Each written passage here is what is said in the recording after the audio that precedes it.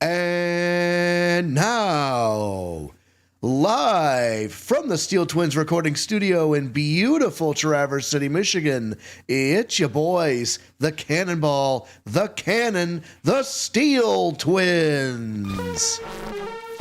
What's up, everybody? It's Monday night, and it's voice acting night. You know what that means. And as always, we have Misty Jin with us. Hi, Misty. Hi. And we have the great and powerful Keyblade Sonic on the other side.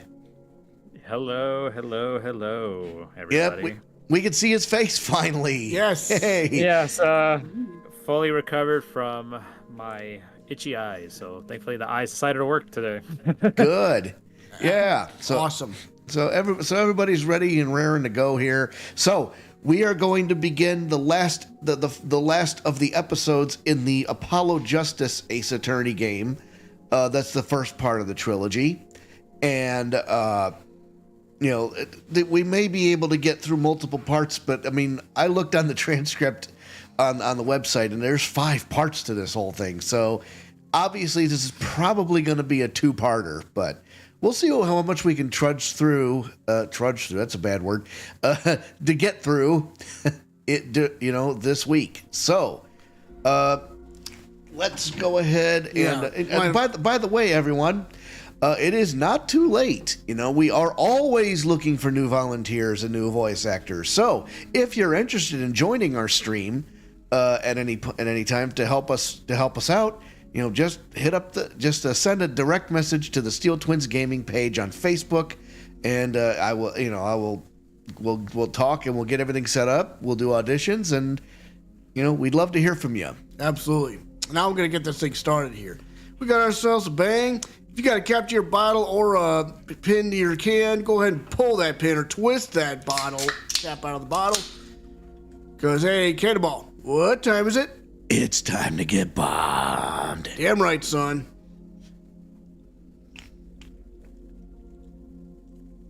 Oh, boy. Gonna need plenty of that tonight. Yes.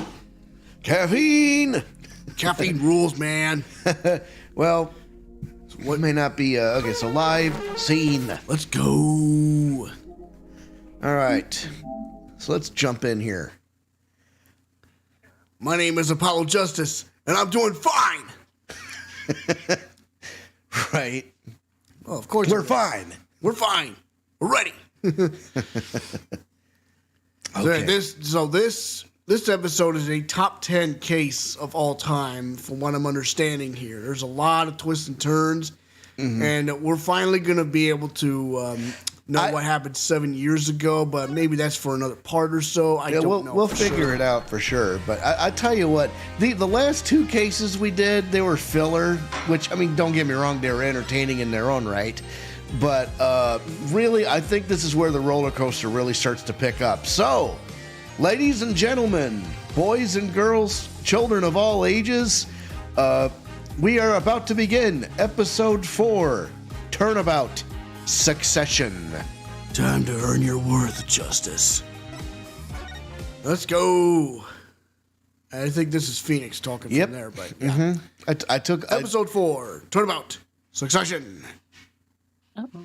and that is the whole truth of this case. Whoa. Oh, wow. We're in the Matrix now.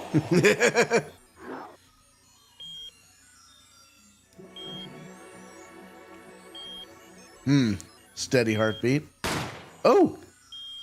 Uh-oh. He gone. In order to understand it myself, I had to know the story of these last 7 long years. Showdown time. Oh!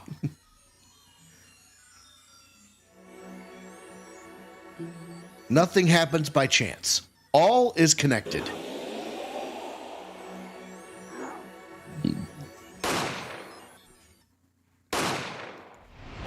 Whoa! Oh my goodness. And now, you stand ready to begin the final chapter of this story. What the? Oh, boy. Yikes. Is that what we have to look forward to? Will the defendant be found guilty or innocent? The decision is yours. Oh, this bastard. Yeah, this guy right here. That's creepy. October 7th, 10:37 a.m. Write Anything Agency. Oops, I almost forgot. You get 232. Capture devices, HC60S. Yeah. There we go. There we go. Yeah, our apologies. Yeah. You're fine. It's okay. Yeah, I was just scrambling in the back trying to figure out, like, wait, am I doing something wrong? Yeah, no, we did something wrong. So you should see Trucy's face, and she's looking at the TV. Waiting for it to load. Yeah, it's completely dark, but I do see Trucy on the Twitch site, so I can see her. All right, let's see Going here. Twitch side too. Let's see her. Yeah.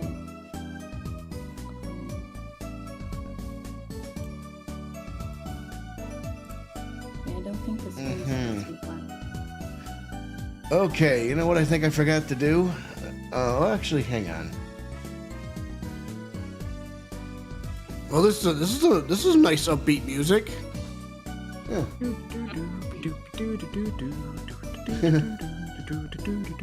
Enable clipping.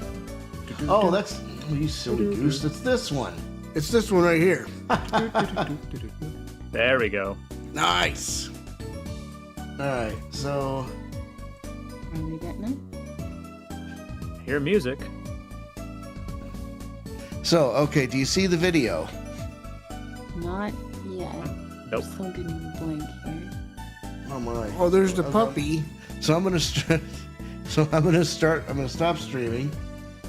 I'm gonna do a capture device, my HD60 Pro. Go live. There we go. I see it. Hey, Apollo. Look, on TV. Look. Yeah, I'm kind of busy. Whoa, look at that. He's the last Grammarly, all right. Amazing. Apollo, you should be watching this. Ow! What? I was writing about her last case in my journal. Lawyers are supposed to write things in records, Apollo, not journals. And why now? A case was 3 months ago. Hey, it's a long story. I did a lot, you know. I want to vacuum pack the feel of the moment for later. Right now, I'm wowing the crowd by figuring out how Lemire disappeared. That's right. Uncle Valent did that illusion too. But you're missing him on TV right now. I was just getting to the good part. I suppose I should watch a little TV with her. After all, her father's expecting me to look after her while he's away. Maddie! Thank you so much for liking the stream! Yeah, that's right. Our good friend. Prepare the phone thing. Prepare the phone voice. What you're now seeing is a rehearsal for the greatest magic show on Earth. Happening right here at our very own Sunshine Coliseum. The Sunshine Coliseum? Hey! That's where the Gaviners concert was! Only 3 more days until miracles happen right here, right before your unbelieving eyes. The legendary troupe Gramry is performing for the first time in 7 years. That's gonna be great. I'm so there. You and Daddy are coming too. The legendary Grammarys. If Trucy's real father was still alive, he'd be on that stage performing miracles. I've got the tickets and everything. Here's yours, Apollo. Magic show ticket received. Take it to the premiere showing of A Grand Illusion by the magician Valent Gramry. You are here. Working hard or hardly working? Hardly dad jokes. Hey, how have you been? Hi there, stranger. Not exactly the kind of greeting I want to hear from my own kid. though he has been gone a long time. How goes it, Juicy? Here, I got a present for you. Pudding. I love pudding. Oh, it's farm fresh. And not just one pudding, 3 whole cups. I'll have to pace myself. Ooh, we gotta get that snack pack energy going on here. Yeah, buddy. Snap Well- back to reality. Up the goes gravity. Very well done. Well, I'm beat. That's right, Daddy. You're on a top secret mission. Remember that. Well, you've got to take it easy with the secrets, you know. How right you are. So, you still can't tell us what your mission is? Maybe it is time. It has something to do with you anyway. Huh? With me? Ooh, maybe you're getting a top secret mission too. Maybe you can be one of those guys. A spy. Ooh, I Spy? Can't I just be a defense attorney? To be honest, telling you about the mission was my whole reason for coming here today. What? Tell me, you've heard of the Jurist System, yes? The Jurist System? That's right. The new legal system everyone's talking about. Have you heard of it, Apollo? Huh? Maybe. Maybe not as many people are talking about it as I thought. The Jurist System, huh? All right, well, let's talk to him. What the heck is this all about? So, Daddy, what's this Jurist System thing? Well, Chusey, do you know what a jury is? Gosh, I hope you would know. I've heard of it. Isn't that those people who sit in court in those old courtroom dramas? The ones who get to decide if the guy is innocent or guilty. Do you know, Okay. Apollo? What was that? What was that, Keyblade? Yeah, yes and no. Only for He's got the TV. gist of it. Yeah, pretty much. It's 12 people chosen for the community, right? Well, they're thinking about reviving that system. They're calling the new system the Jurist System. No more doing whatever you like, Your Honor. Not quite that harsh. The jurists cooperate with the judge.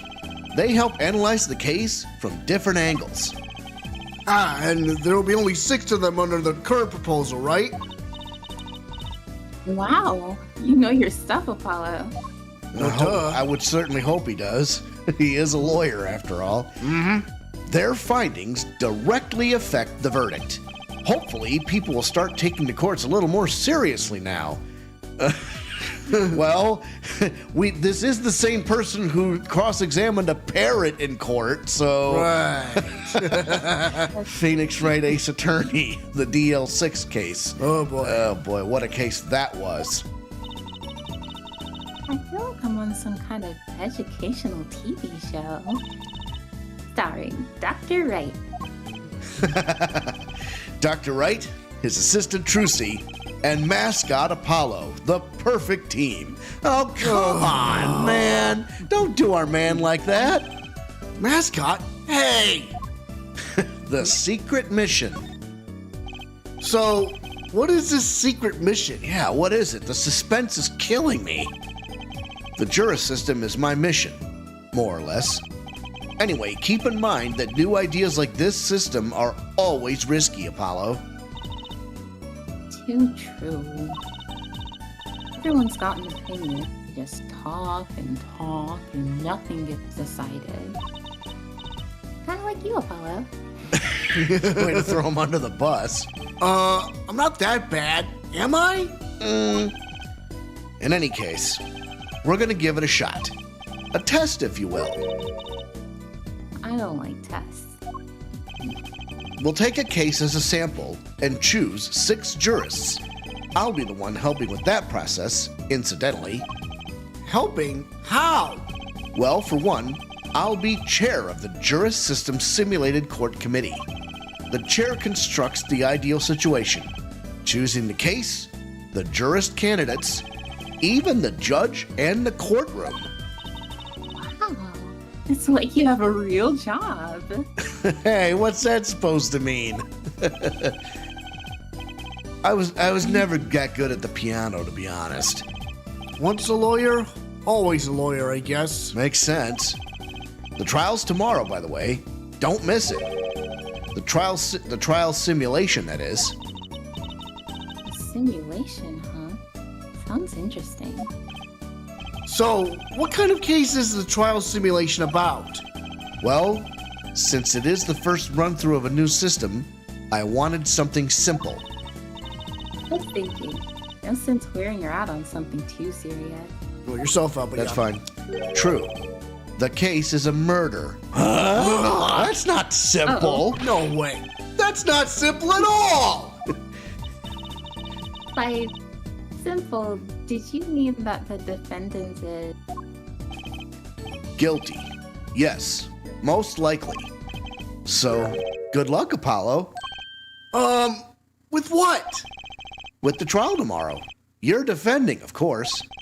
Recall that I said it had something to do with you. Go for it, Apollo. It's just a case anyway. No sweat. I beg to differ. Yeah, but there's still a verdict to be decided. And a potentially serious sentence. The most serious in a worst-case scenario. You mean the verdict's for real? That's not a test trial. That's a real trial. All the forms have been filed. There's no turning back now. The trial begins tomorrow at 10 a.m. Hope you can make room in your schedule. Why am I only hearing about this now? Yes, there was a change this morning. I picked a new case. Eh? Something that happened last night. Uh-oh. Well, let's talk about Uncle Valent real quick. Hey, Apollo, I know you're all excited about that secret mission. What about this?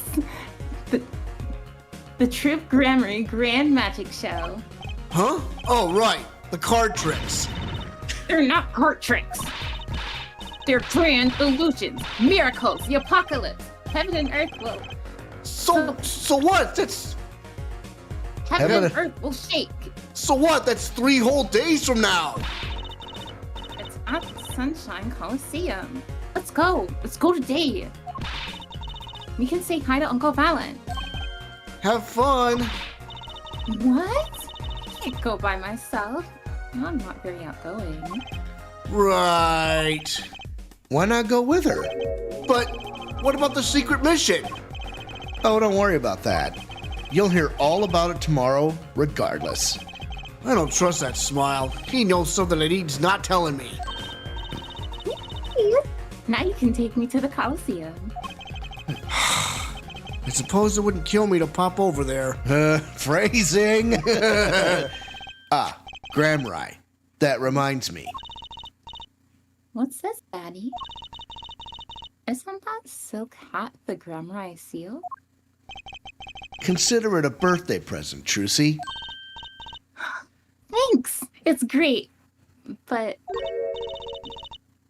today isn't my birthday. Good point. What day is it today, Apollo? Huh? Today? I think it's Recycle Your Plastics Day. Then it's a recycle your plastics present. Yeah. So it's plastic. Oh boy. Yep, that's the line. I've given up trying to understand them. It's much easier that way. So, what is it? Can I open it, Daddy? No. Huh? You'll need that envelope. You'll need that envelope someday. Someday soon. Don't open it until then. More mystery and more intrigue. Dun dun dun. Spooky. Oh, why didn't you just hold on to it until then? Because that would be the logical thing to do. Right? Yeah. Gramry envelope obtained. Do not open until the time is right. Christmas. An envelope about the Grammarites, huh? All right, the trial simulation. All right, so what case are you going to use? You really want to know, don't you? Of course I do. I mean, I'm going to be defending, aren't I? If all goes well, then yes. Of course, this is just a test.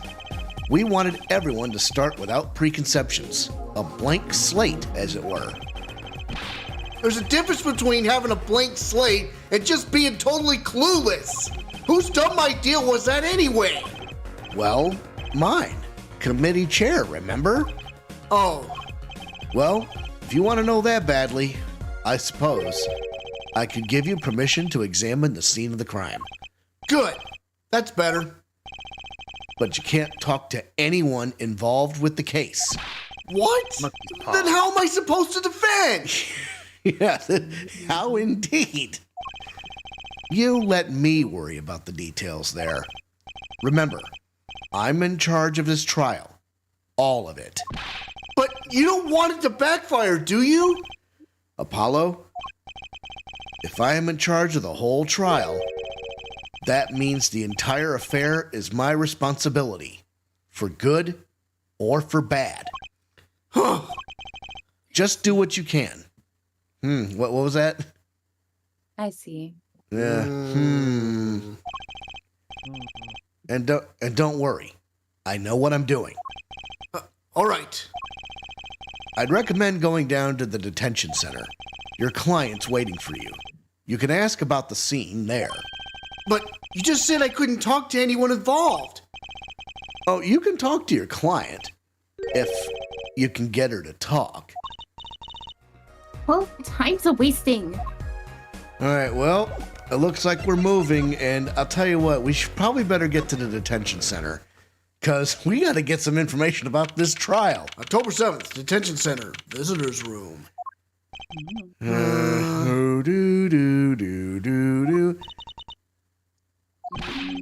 That's 20 minutes we've been waiting. That's 20 minutes we've been waiting here. 20 minutes! Maybe I should complain? I'm sure that guard has better things to do than stand there pretending he doesn't see us. You know, the minute we get angry, the client will show. It always works that way. Like shouting, "Oh, waiter!" and they're standing right behind you. Oh, guard! Is our client gonna be much longer? What are you talking about? Haven't you already started the meeting yet? Huh? Whoa. What the? I'm sorry? Where'd you come from? Well, anyway, please have a seat. I've only been there. Yeah. I'm nervous, Apollo. It's the silence. It builds suspense. Well, I'm for one, I'm not a fan. Why don't you do something, Trucy? You're a magician, aren't you? That's right. Okay. I'm the amazing Mr. Hat. Oh, she passed out. I'm sorry. Do it one more time. Ms. Magic Underwear might have been a better bet. That's magic panties, Apollo. Oh, remember that case. Yep. All right. Well, okay, let's try. All right. Hi. Well, I'm your defense. I really think it has to be fate, you know. And by fate, I mean destiny. Did you know I'm good with astrology? Oh, that never works. Tell me, what's your sign? Do not enter. I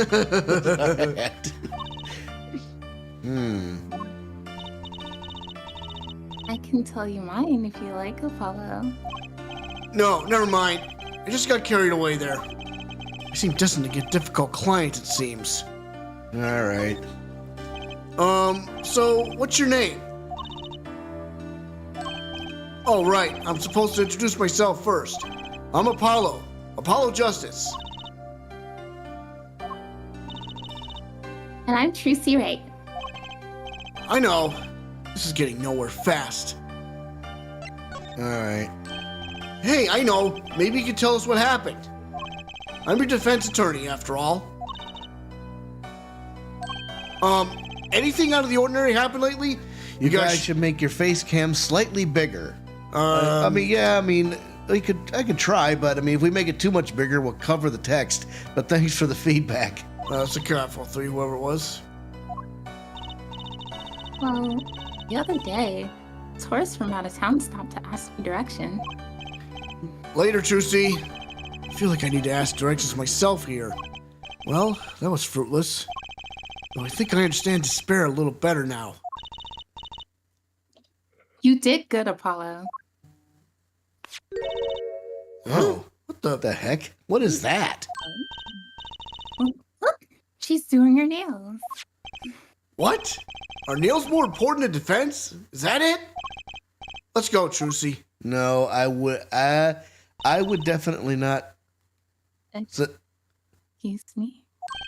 Huh? Could you read that? Sure. I feel like a teenager on a first date. And this is a love letter we passed from desk to desk at school. Stop looking so wistful and read it, Apollo.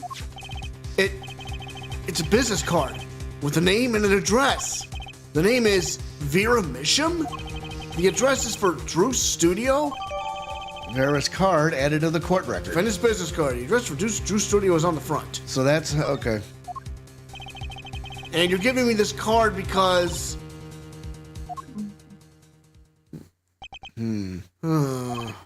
Well, looks like we're finished here. I wonder if Drew's studio is the scene of the crime? Let's go find out. Sounds like a good idea to me. Da-da-da-da, Charge! Here we are at Drew's studio. October 7th, Drew's studio. Wow, this looks like a studio. It's like life imitating art. Or maybe it's the other way around. But the tape on the ground there, it's a bit jarring. Yeah, looks like we found our crime scene. Apollo, look at all those paintings. Hey, don't touch those. It's okay, I'm just looking. Also?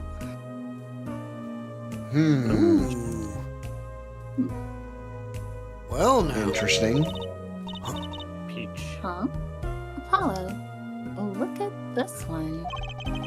Looks half finished. You still see the rough sketch underneath. But that's odd. The rough part doesn't look like the rest of the painting at all. Yeah. Look at the upper left corner there. It looks like a dude's head. Oh, boy. Yeah, good point. That is odd.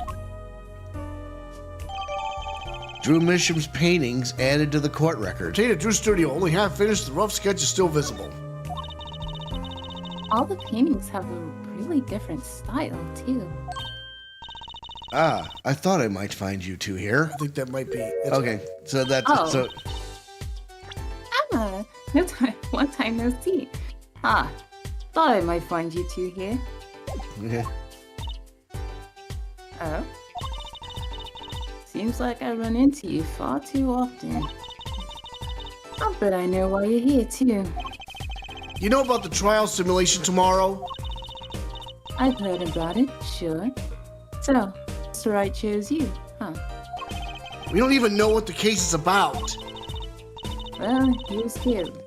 The artist who owns this studio, that is. Mr. Drew Mission. Mission? Oh. His daughter was put under arrest. Yeah, we just saw her at the detention center. It was funny, though. She seemed more like a victim than the kind of person who could commit murder. Right, so something's amiss. I don't say. Or even by poisoning?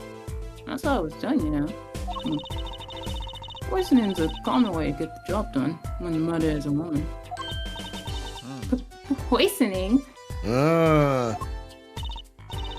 Anyway, Mr. Wright told me you'd be coming. Feel free to take a look around.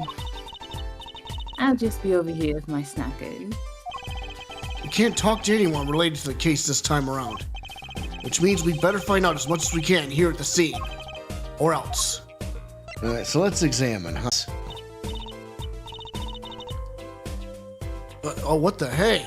Your screen's frozen. Uh-oh. Okay. Oh, here it goes. Okay. Apollo, that's where the body was. That's the spot where Mr. Drew Mission passed away. He put the coffee mug to his lips, and next moment... There's quite a bit of paint on the ground. See that half-painted painting over there?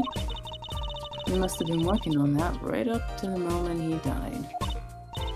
Wow! A true artist to the end! Well, maybe started a year ago and was procrastinating. That could happen. Mm-hmm, yeah, absolutely. So let's see. You know those thoughts. I wouldn't mind taking a closer look at those paintings. I just love oils. You know how they're so thick? Is that the word? These paints are all dry. I'm just surprised at how different these all are. Yeah. And what's going on with this half-finished one? Must have been a work in progress. You can still see the rough sketch below. That's what's so weird. The sketched part doesn't really fit with the finished part. I noticed. That is weird. Yeah, I want to get a closer look at that third painting at some point. Now I see another painting behind here. Hey! There's a painting hidden back here. Hey, you're right. What if it's embarrassing somehow and you didn't want anyone to see it? You certainly seem pleased by the possibility. Huh? It's so normal. Hey, that's just like that third painting. That's hardly something to get mad about. Huh? What is it, Apollo? Well, doesn't this painting look like... Never mind. Hmm? I better get a professional opinion on this. Hidden painting added to the court record. Notable for a large plum in the foreground. Yeah, I thought it was a peach. Yeah, I thought it was a peach or a turnip. Yeah. Ooh, turnip. That sounds fun. So, okay. Let's get a look at the table here. That's the victim's coffee mug. Aha! So the poison was in here. This is my first time seeing a real poison mug of coffee. I would hope so. Poison coffee?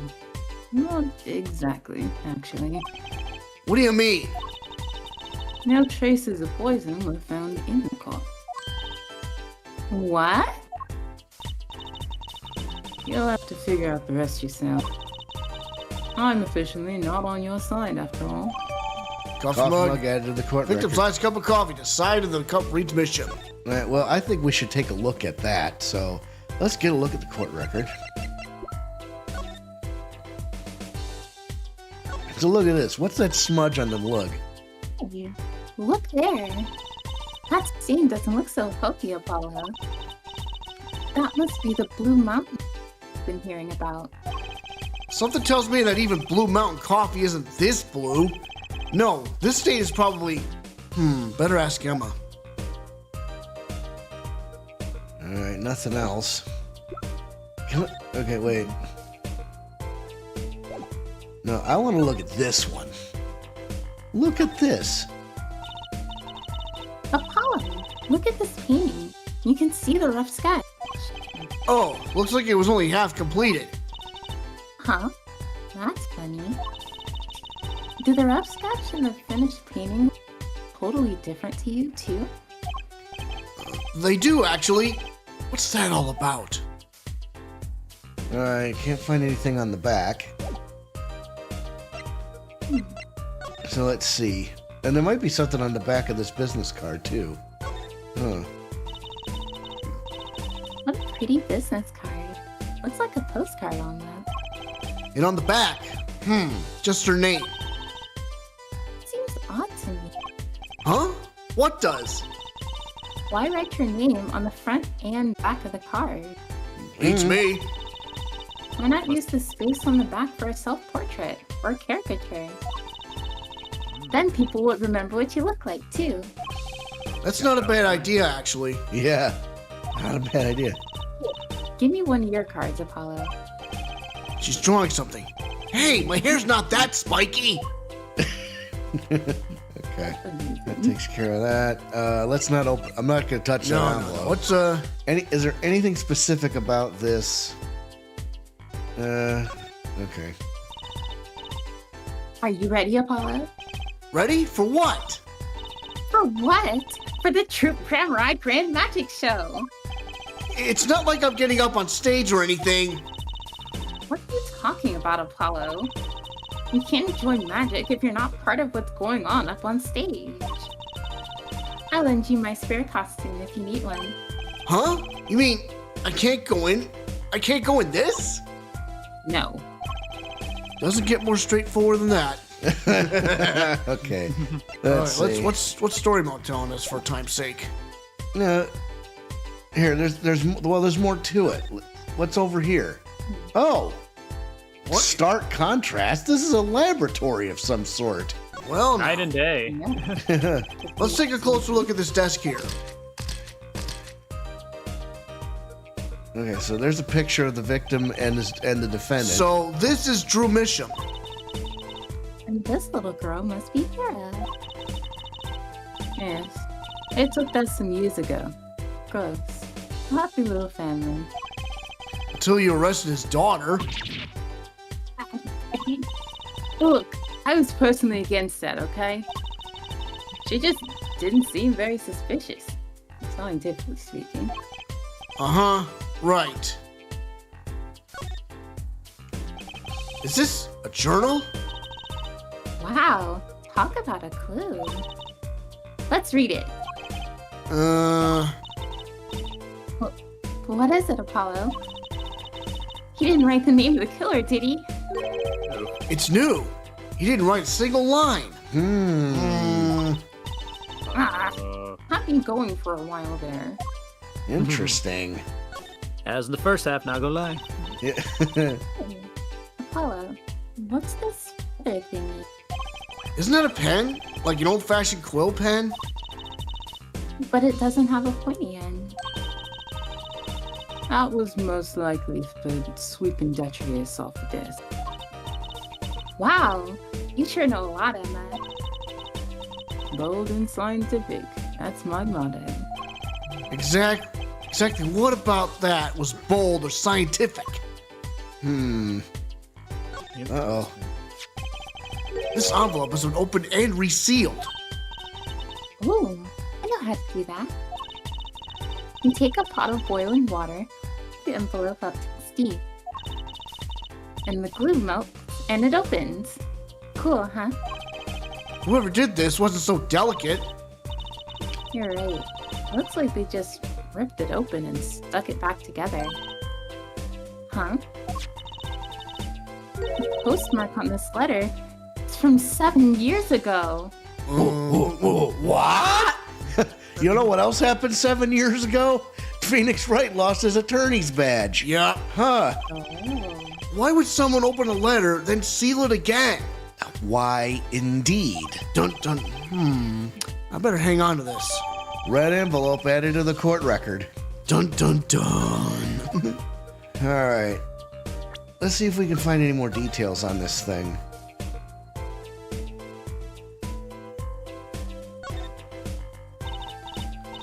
Apollo, look, it's been opened once here. You're right. I wonder if there's some way we can see what's inside.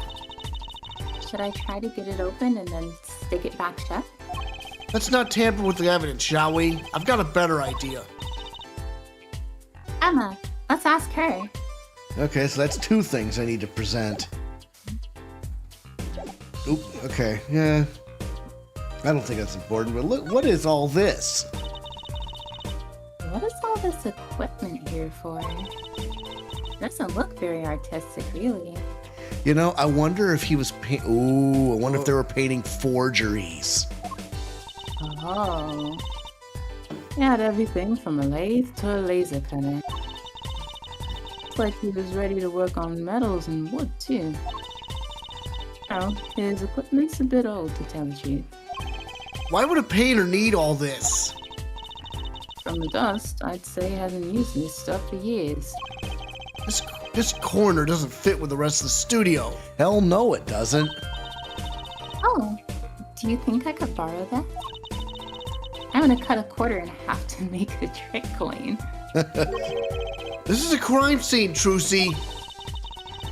But these cost like $50 at the magic shop.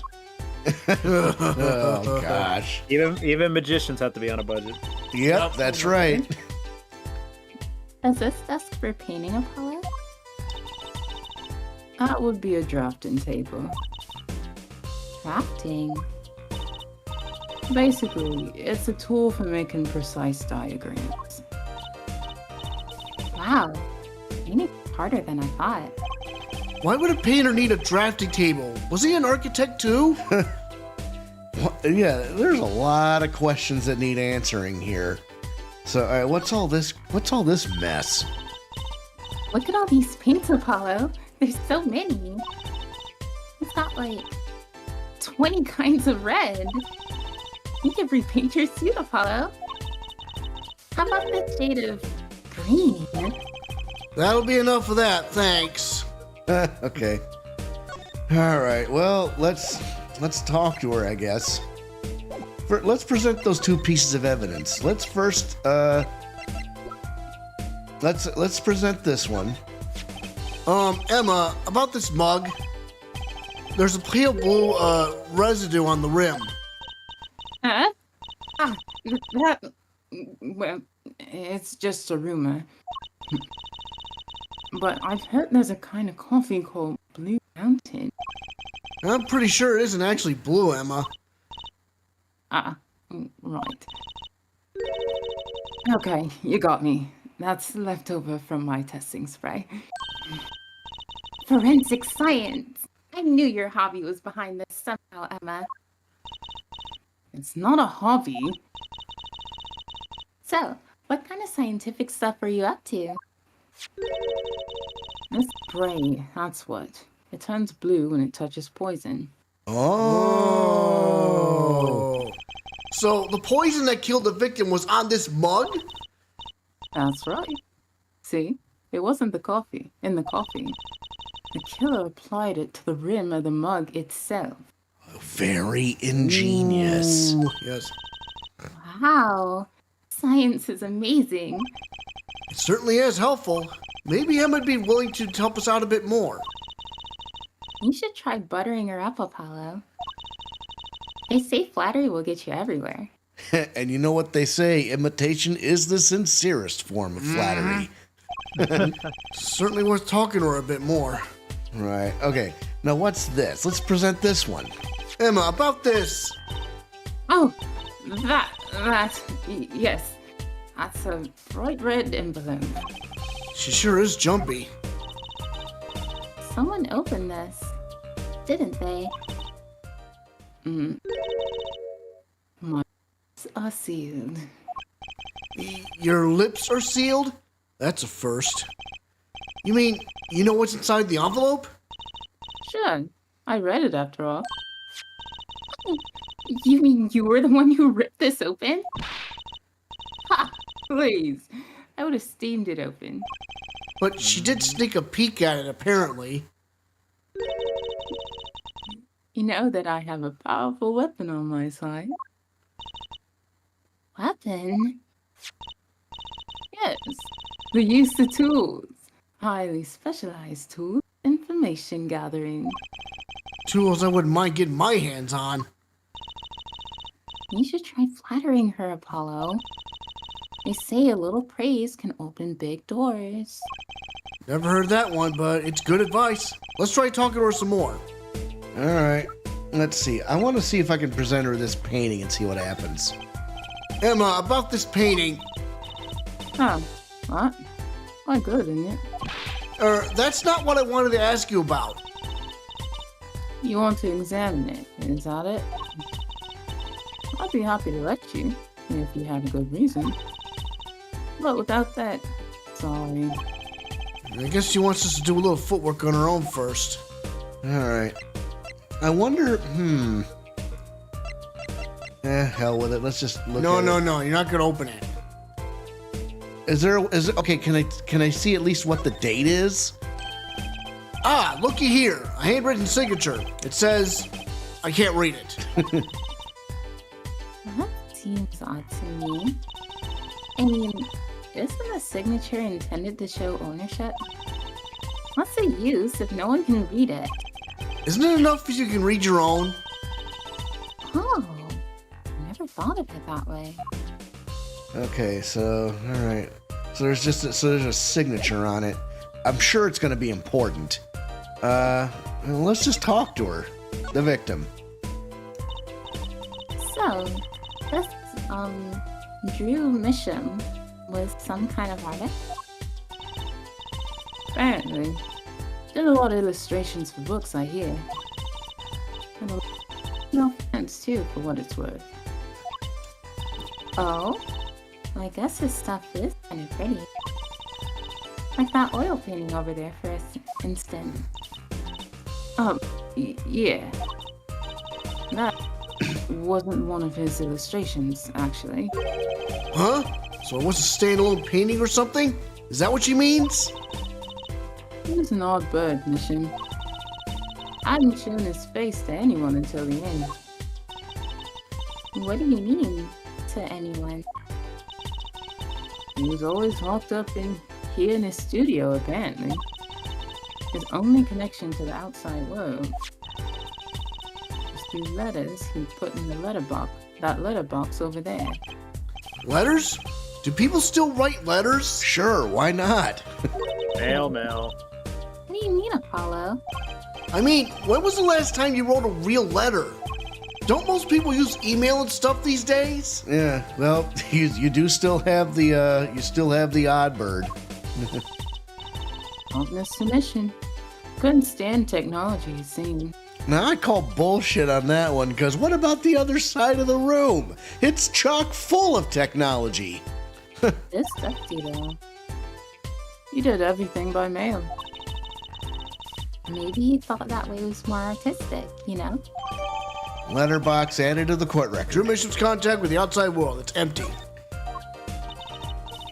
In any case, the only person besides him allowed in here was his daughter, Vera.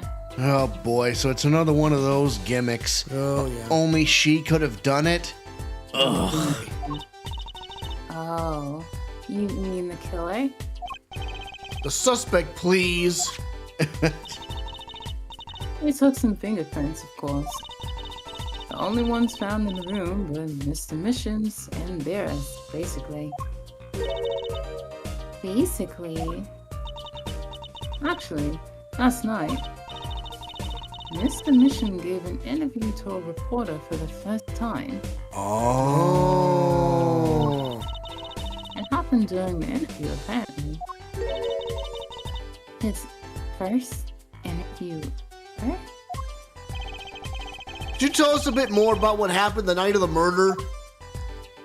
Okay. The defendant. So this woman, Vera, she's Mr. Misham's daughter, right? Yep, a real sickly girl, since she was little. Hardly ever went outside. She did kind of give off a withdrawn sort of aura. She was homeschooled by her father, apparently. It was quite a scene when they took her to the detention center. She was screaming about how she'd die if they took her outside. Ugh, was she a vampire? Oh boy. That does sound like a scene. In the end, she agreed to leave if she was allowed to her good luck charm for company. her good luck charm.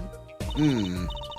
Apparently, she has this charm that magically gives her the courage to go outside. Why can't I ever get a normal client? They never are. They never are, Apollo. Why would a shut-in daughter kill her own dad? She wouldn't. That's No the way. point. Don't look at me.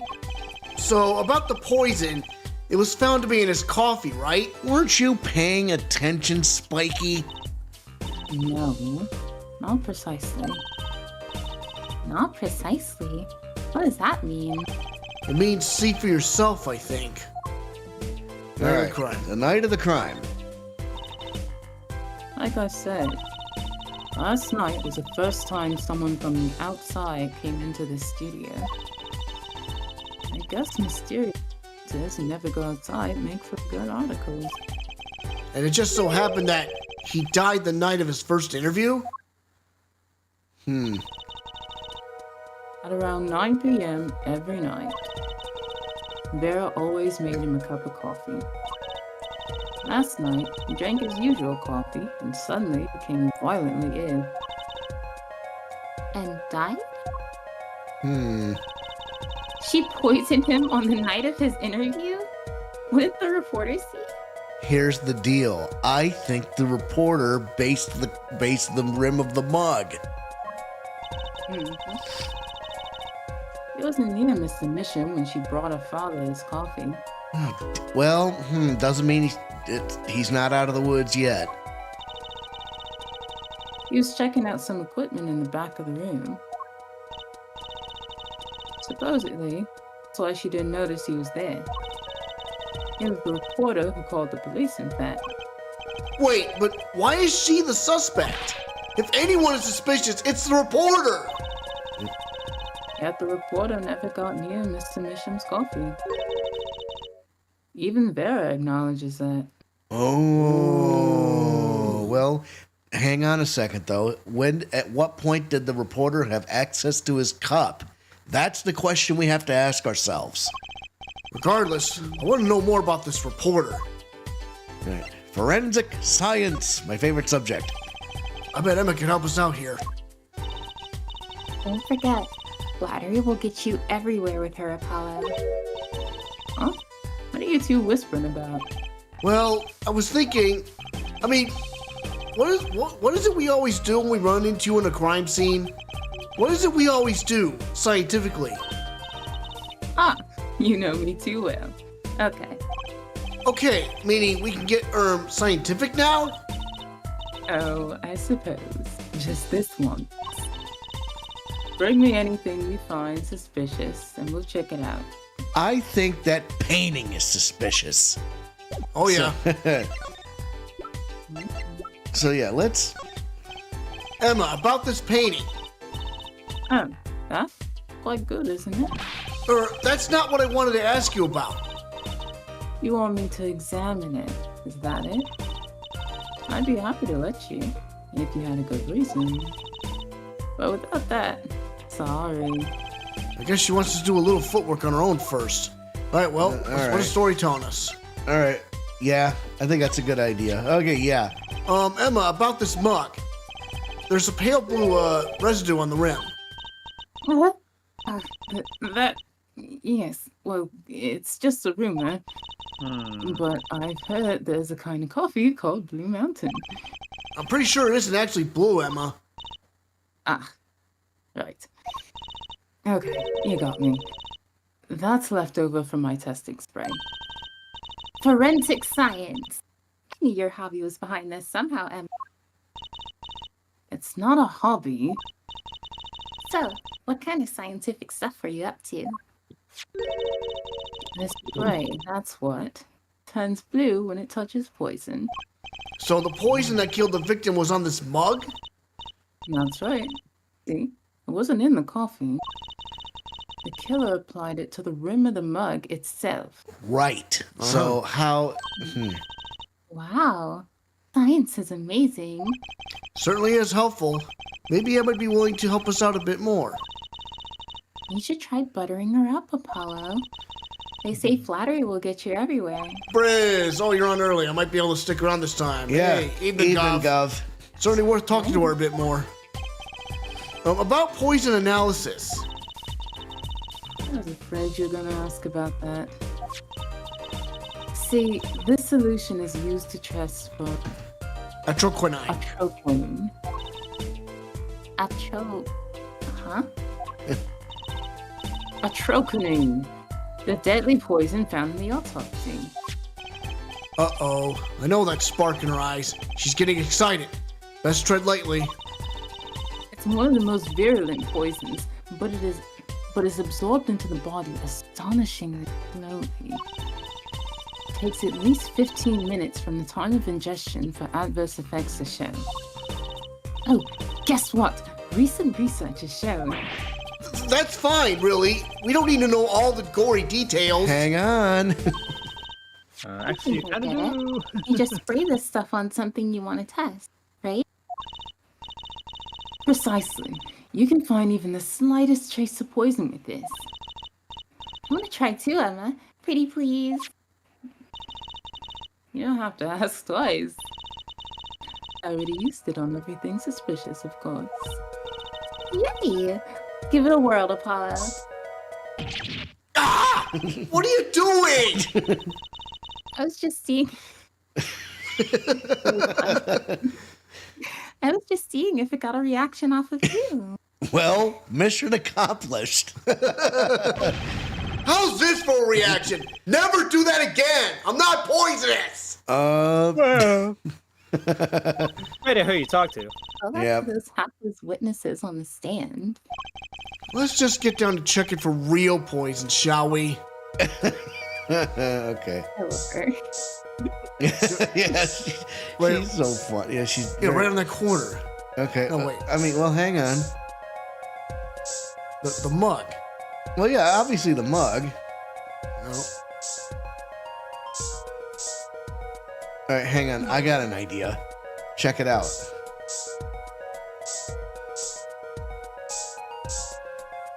Hang on. Maybe there might be something over here. What's story telling us for time's sake? Sure. Too bad. No reaction there. I'm sure Emma checked out all the likely spots. Wait a second. What is it, Apollo? Did you spray that little desk over there? I don't think so. The spray probably can't reach that far, you know? Let's check it out, just to be sure. Ah, Spray it now we can start spraying over here. Hang on. Oh, it's got to be on the envelope. Probably the safer bet. Mm-hmm. Aha! Well, Right there. Now what's on there?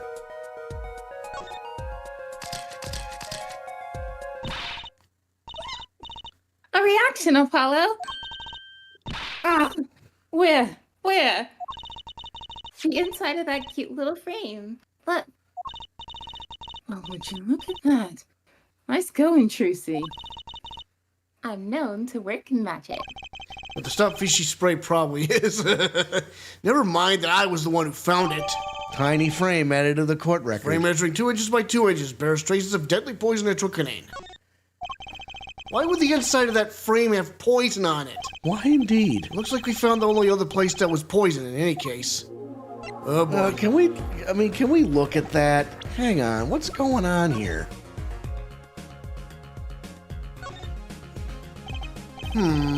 Looks like you have to take this back part off first to put a photo inside. It'd have to be a really small photo to fit in there.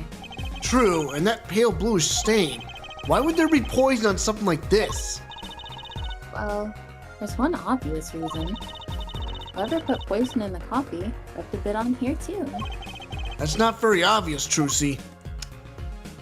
All right, well, What's story telling us for time's sake? oh, we're presenting something else. Ah, the envelope. Emma, about this. That was the next thing I was going to try. Yes, that's a bright red envelope. She sure is jumpy. Someone opened this, didn't they? Uh-oh. The stream paused. Okay, It paused again. So let's see if it catches up again. There it goes. There we go. My lips are sealed. Your lips are sealed? That's a first. You mean you know what's inside the envelope? Sure. I read it after all. You were the one who ripped this open. Ha! Please. I would have steamed it open. But she did sneak a peek at it, apparently. Know that I have a powerful weapon on my side. Weapon? Yes, the use of tools. Highly specialized tools for information gathering. Tools I wouldn't mind getting my hands on. You should try flattering her, Apollo. They say a little praise can open big doors. Well, let's try it. Never heard that one, but it's good advice. Let's try talking to her some more. About that envelope we found. I was wondering if you could help us out with that tool you were mentioning. You want to know about my tool, do you? Phrasing. It's called an X-ray analyzer. Ooh. X-ray? Like the X-rays you get at the dentist? That's right. That's what I call it. Huh? It has a real name, but it's much more complicated than X-ray spectralization. Something. How am I supposed to remember all that? I wouldn't. So, basically, it lets you see inside things, like envelopes? That's right. You're sharp, Tracy.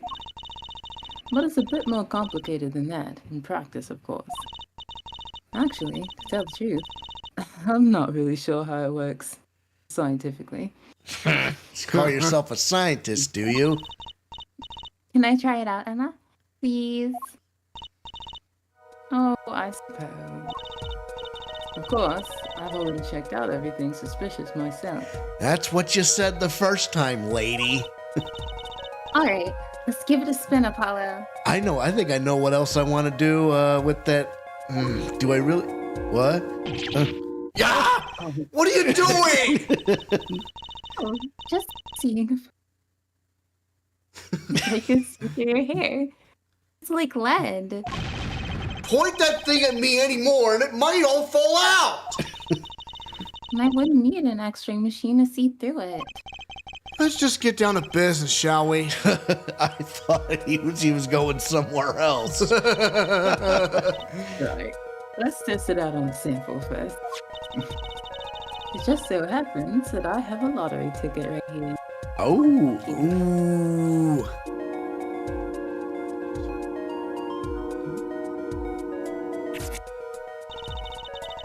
You set the sample in the device like so. I don't see anything. Patience. There's no need to get all antsy. Look at the right side of the screen. That's the layer view of the envelope. Layer view? I got it set to display the outside of the envelope now. See?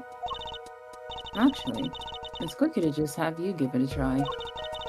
Turn that dial there with for me, would you?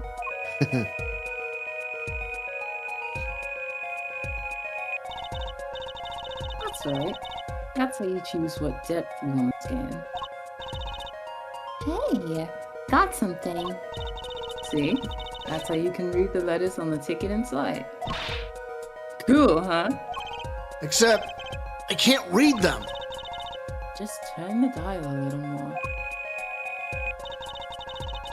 What you have to understand is that a sheet of paper isn't really flat at all. When you zoom in that much, you see paper is a bunch of hills and valleys. Wow, really? This X-ray device uses a beam with a wavelength of only 0.05 microns. Wow, that's short. 500 microns. It breaks cards down into layers, so it can only show you what's written on that layer. I'm not entirely following you, but what good is it if you can't read anything? That's why we go on to step 2. Try rubbing the image a bit, if you would. Rubbing? Like going over the image with Left stick. while holding X.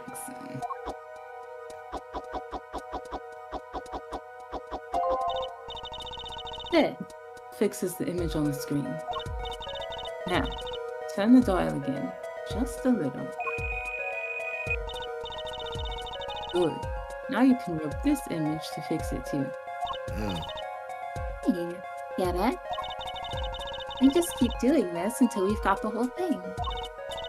Exactly. Not bad. Neat. Let's do some more.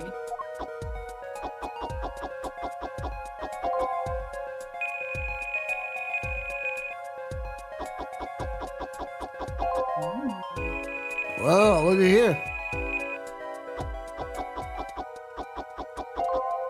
0016, try again.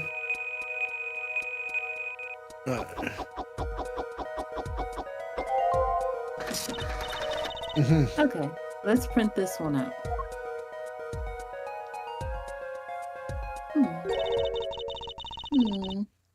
Does this mean I have to buy another one to win? Well, it's Emma's ticket. Let her buy another one. Let her buy another one. Yeah. It's okay. There's no need. But, see, this is the true hidden power of my weapon. Neat, huh? Now, let's try it out on the real thing, shall we?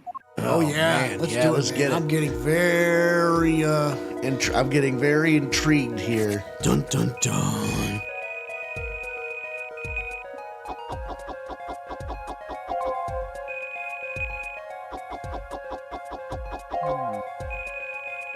Looks to be some messages. A message. Wait. Looks like it's a letter. Mr. Drew Mission. I've deposited the money in the designated account. Please send a receipt once you've confirmed the transfer. Uh-oh. Okay, let's print this one out. I've deposited the $100,000 in the designated account. Please send a receipt once you've confirmed the transfer. What the heck are they buying $100,000 for? Someone deposited $100,000 into Mr. Mission's account? His paintings must be really valuable. There's another page in there. Care to take a look? You bet I do. If you're gonna read someone's mail, you might as well read it all. Don't you? Isn't that a crime? Well, he is dead, so. Do the whole. If you're gonna do it, do the whole crime. Yep. Don't pass it. Here goes with the second page then. and remember, kids, if you can't pay the fine, don't do the crime. That's right. Whatever you do, make sure you earn that jail time.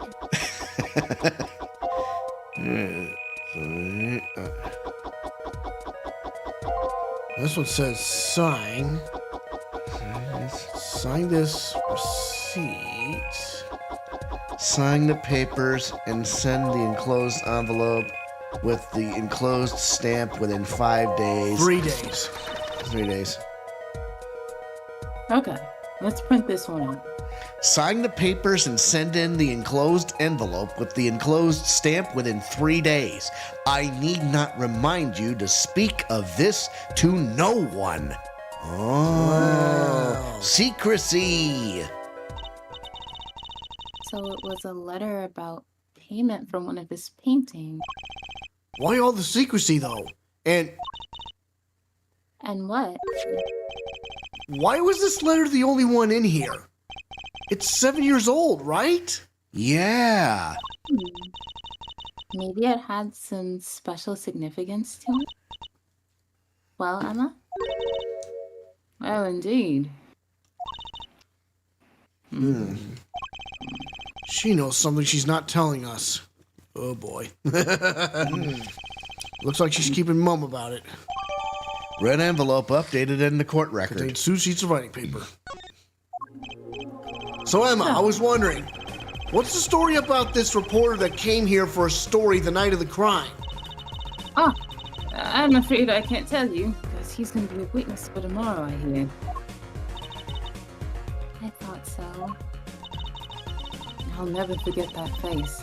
But what's his name? Think of Oh, right. Russia. Spark Brushel. Well, Russia? He's after a scoop to sell to the papers. so a reporter comes for an interview with a painter. His first interview ever, and that night he's killed. Seems strange to you? Really strange. It does raise a few questions. I'd like to speak with this reporter if I could. Well, I hear he's on the beat today, too. He said something about covering a magician. Oh, we know a magician. Yes. Magician. Well, if it's not Trucy, that leaves only one other person.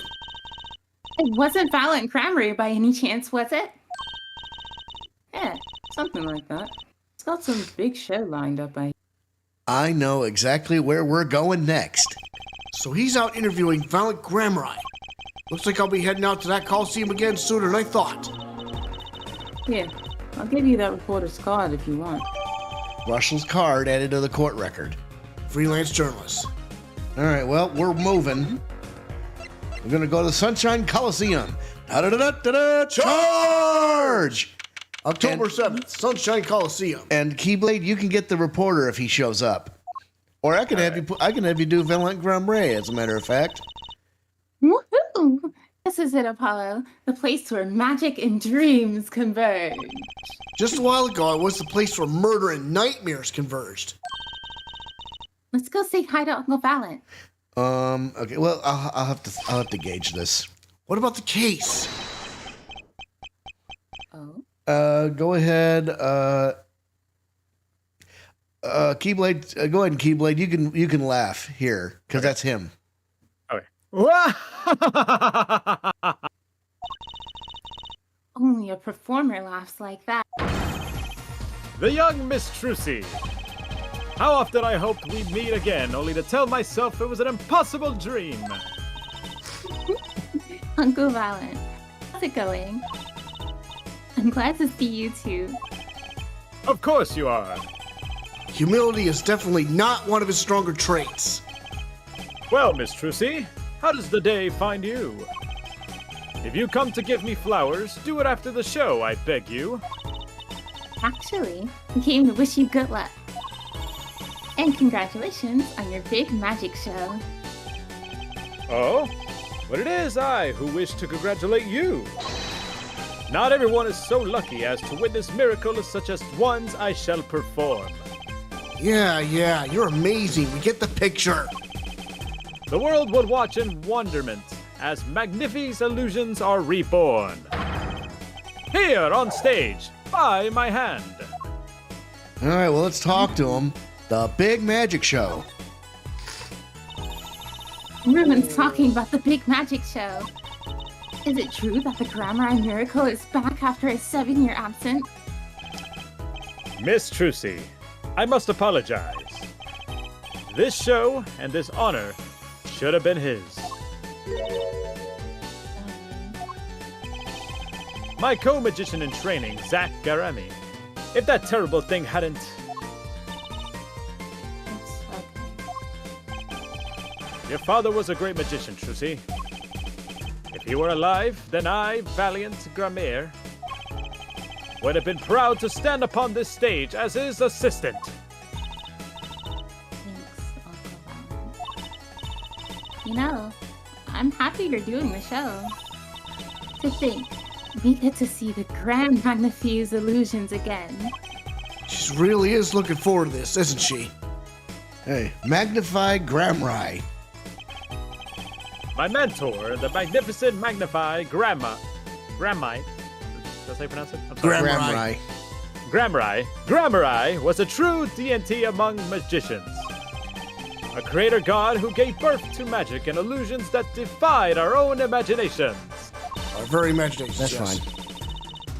I was so little when I last saw one. But I still remember his shows. He did wheelies in a sports car through the air above the audience. and then sped off to outer space faster than the speed of sound. I'm guessing that memory was a bit embellished. For 7 long years, the world has been waiting for a miracle to match his. As heir to the Grammaire Trope's secrets, it falls to me to provide one. It is my God-given destiny. Yes, you, nameless face who speaks for the nameless masses. How can I help you? If the world was waiting, why did you hold off for 7 long years? It appears the lad is uninformed. Perhaps you have heard of the magic known as law, which governs our land? God, I would hope so. I have, though I'm not sure it qualifies as magic. The performance of Magnify's miracle was impossible. A certain law prevented it for 7 years, but no more. 7 years? That phrase sure likes to pop up, doesn't it?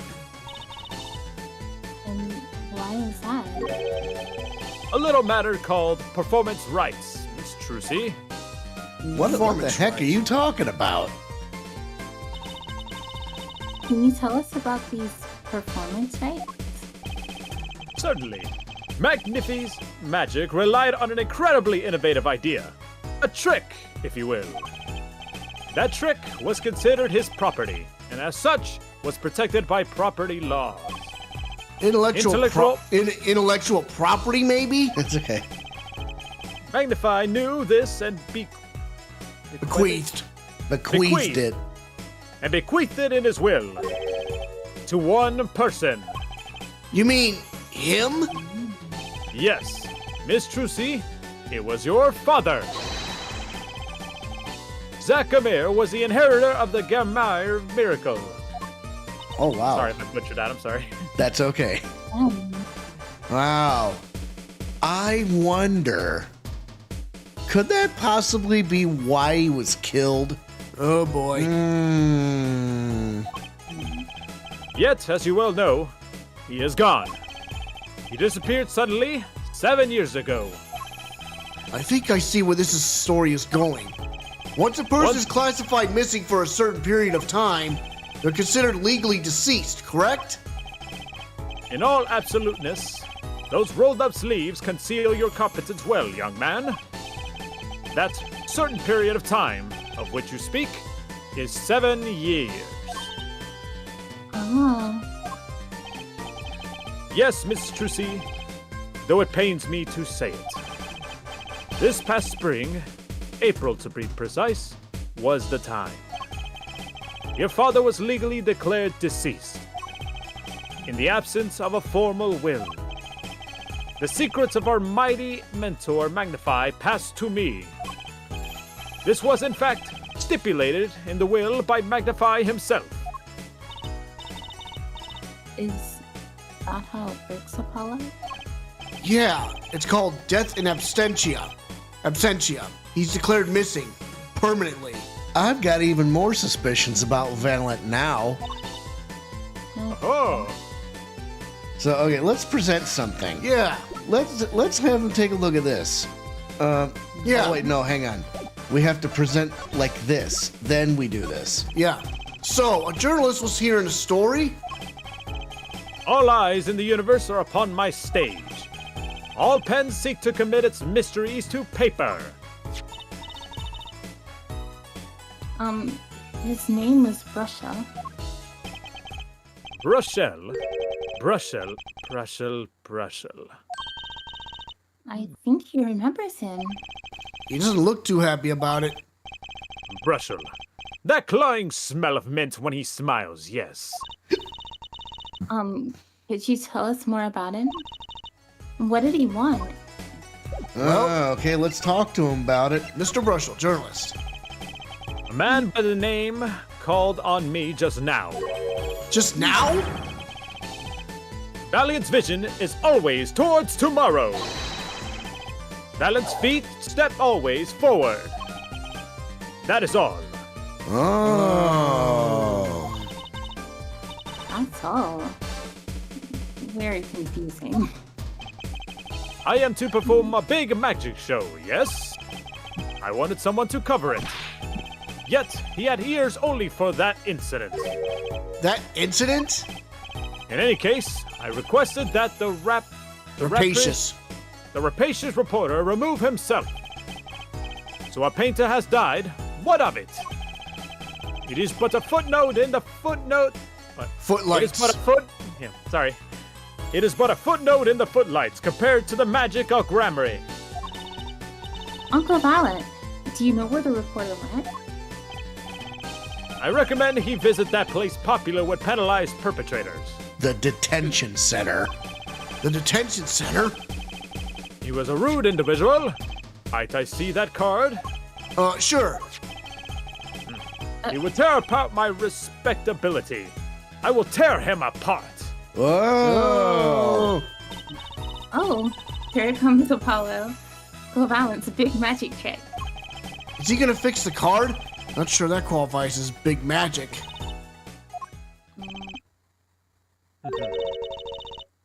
What happened to the big magic? It is not more miraculous for it to stay ripped. He must have really not liked that journalist.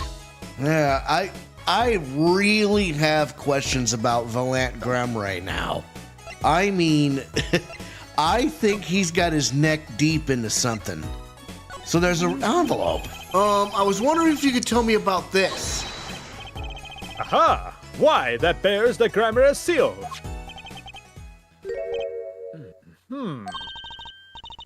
Uncle Violet, is something wrong? Trucy, where did you get this? Oh. Huh? Daddy gave it to me. Your daddy? Your daddy? My partner? Zach Grammer? No. My other daddy, Phoenix Wright. Why now? Why would your Lord Daddy? Lord Daddy, what? Lord Daddy? That's kind of stretching the whole archaic thing a bit. This signature upon the back. Do you recognize it? That belongs to no other than Zach Gramarye. Oh! What? Daddy signed this? Might I be so bold as to open it? I'm sorry, but I can't let you do that.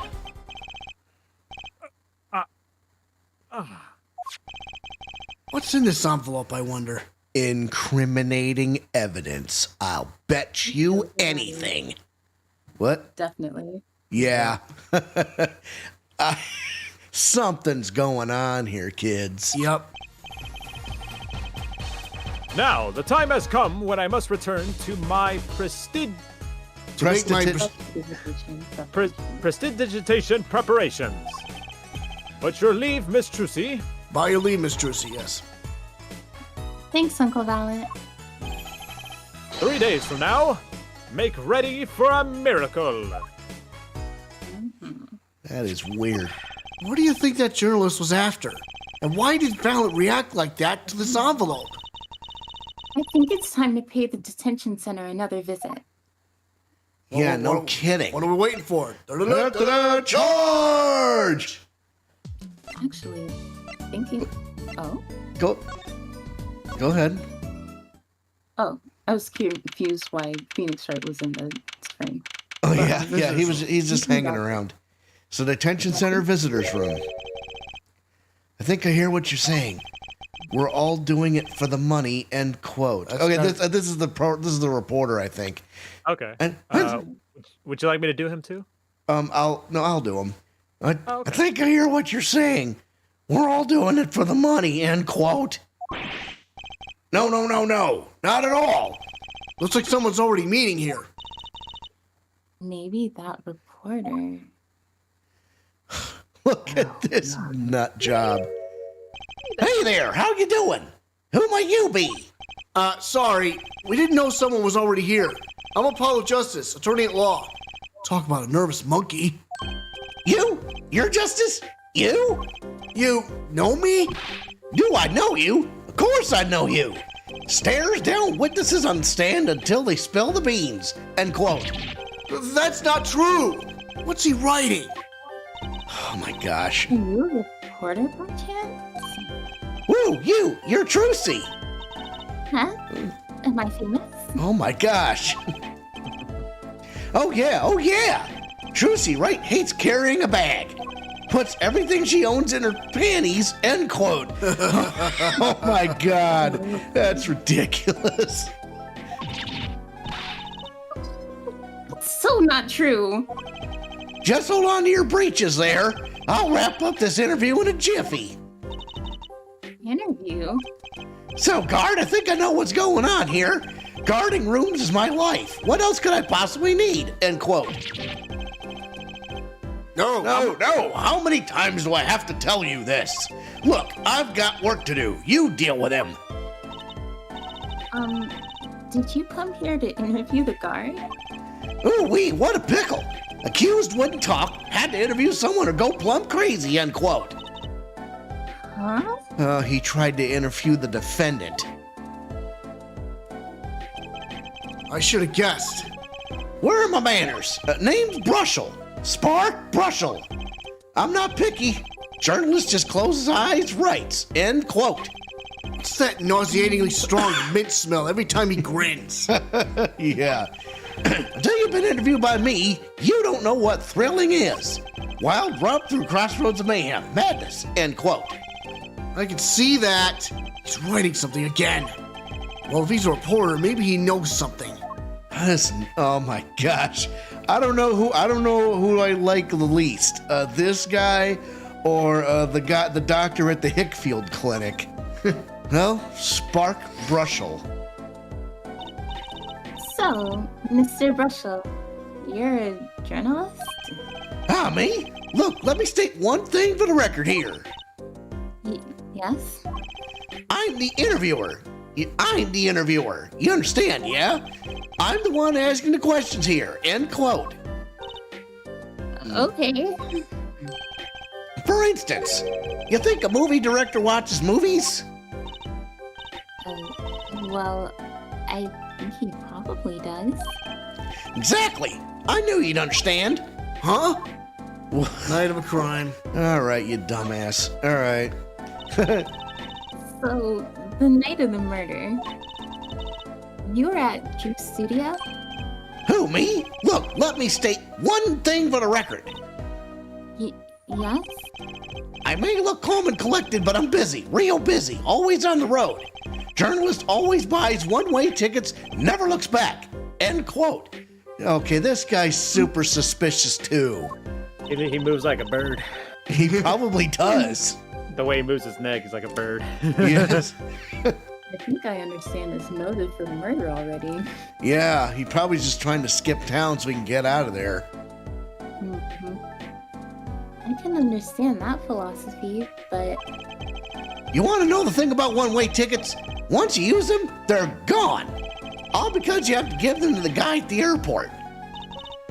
True enough. But don't they give normal tickets away too? Exactly. See, it's the same thing. What is? Okay, the interview. So, you went to do a story on Drew Mission, and he'd never had a story done about him before? That's right. Look, let me state one thing for the record here. What? I'm sure you're going to want to know about my source. What tipped me off to Drew? Why do the interview in the first place? Yeah, why? Indeed. Well, yes.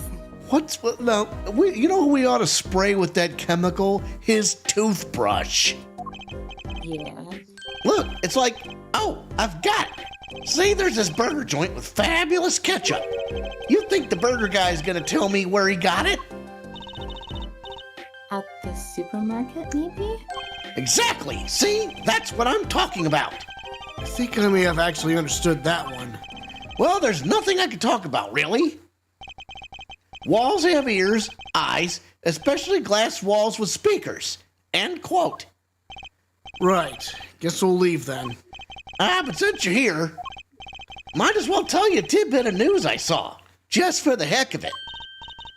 Sure, tell us. Just for the heck of it. I remember it like it was yesterday. I'd seen a movie on a trip and wandered into this burger place with amazing ketchup when an article in a tabloid caught my eye. Famous oil painting stolen from art dealer's gallery. End quote, I believe it was. Oh. An oil painting? Happens every day, right? No, actually. But I thought I'd seen that painting somewhere before. A painting of a giant peach floating down the river. What? Oh, There it is. That's the Leo DiCaprio point. Someone stole an oil painting of a giant peach. See, everything's connected. I bet the person was named James. Maybe. Journalists can smell scoop better than burgers. End quote.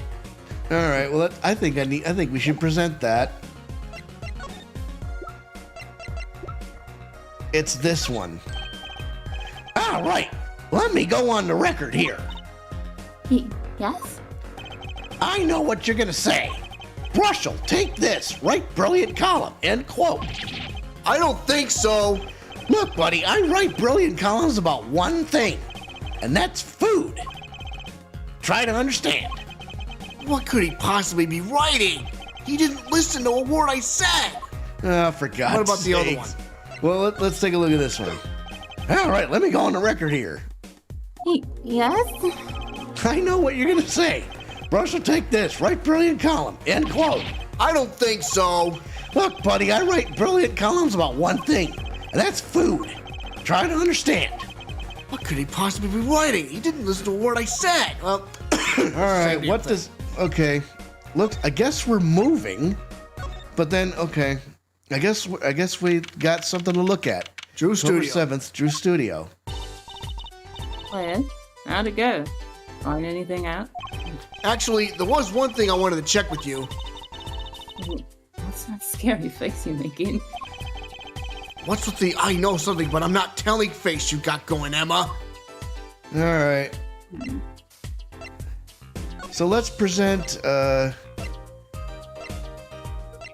could be, okay, I'm thinking she's gonna probably, yep, this hidden painting. This painting came from behind that dresser. Oh, yes. So, It was stolen, no? I was hoping you wouldn't figure that out. Do you think you could tell us a bit about this? I suppose. It's what you think. Drew Mission was a forger. Oh! I thought so. Yeah. Man, there's that word again, forgery. A forger? That letter didn't look right before it. It was too aggressive to just be a regular paint for a painting. I know, right? Mm-hmm. So, what exactly is a forger? Well, basically, it's someone who makes forgeries.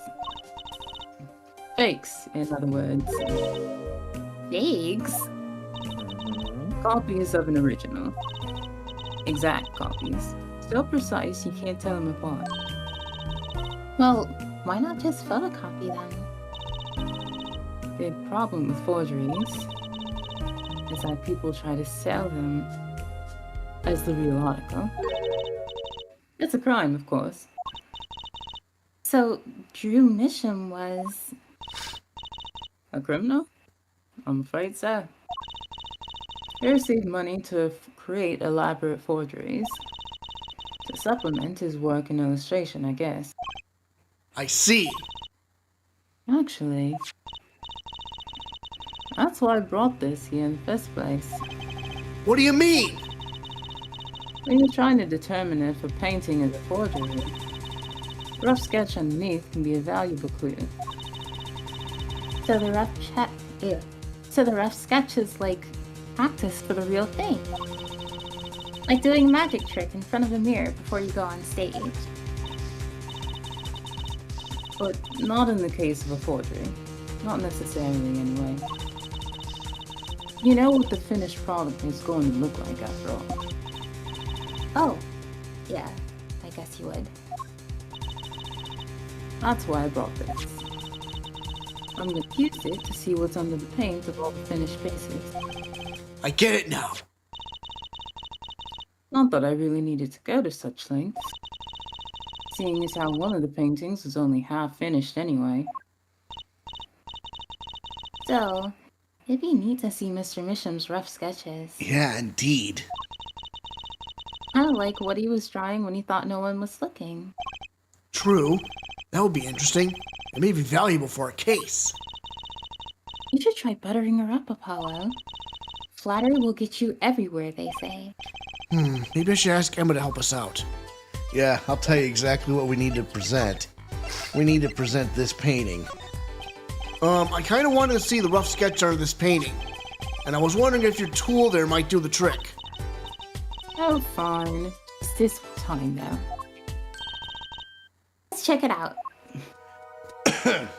Well, if we can't Alright. find anything under there, let's try finding that Yeah, the other picture. one. Well, okay. Okay. Oh, here we go. Okay, so then let's try this one. Each. You know, I'm gonna bet you anything that let's see here.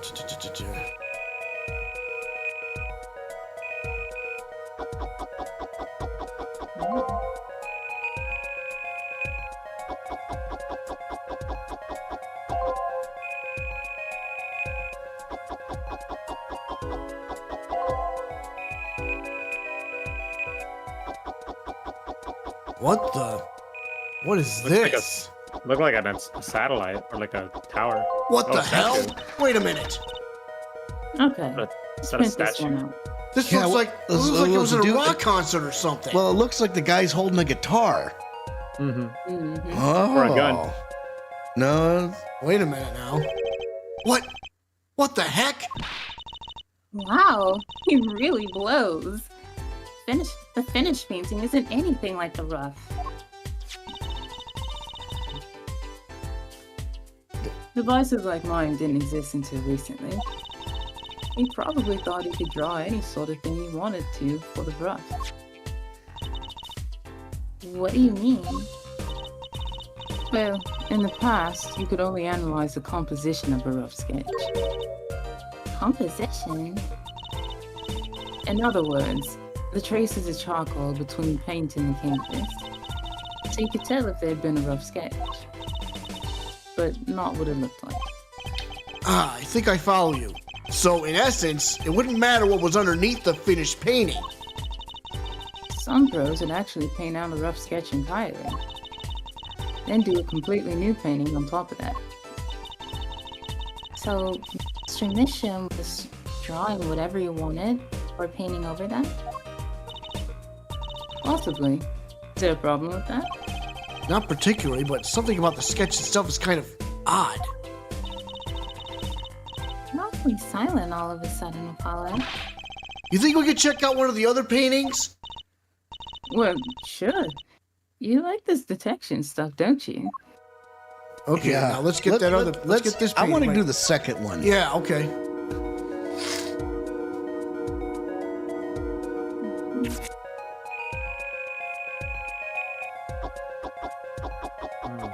I'm No, let's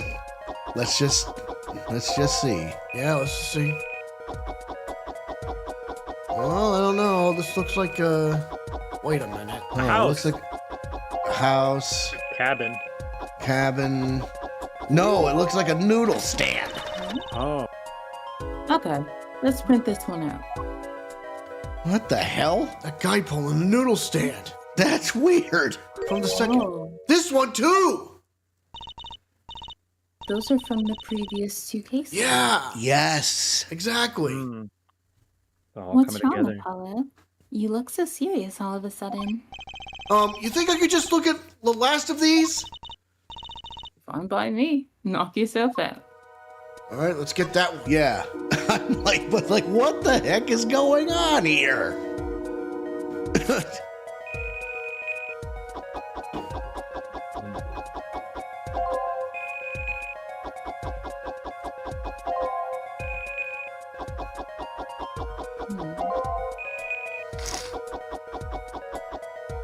Look at that. It's a set of cards. Oh my goodness. Okay, let's print Okay. this one. Let's print this one out. Oh boy, they're all getting connected. Yeah, and look at that. 432 ace ace. What the heck is all this? I hesitate to ask why you're getting so excited. You sure your device isn't leaking some kind of strange radiation? Trucy, look at these 3 sketches. Do you notice anything? Yeah, look at this. Yeah, first case, second case, third case. They're all... Now you're both white as sheets. What's going on? These sketches are of the 3 cases I worked on. What? The murder in the poker room at the Borscht Bowl Club, the dead man pulling the noodle stand, and then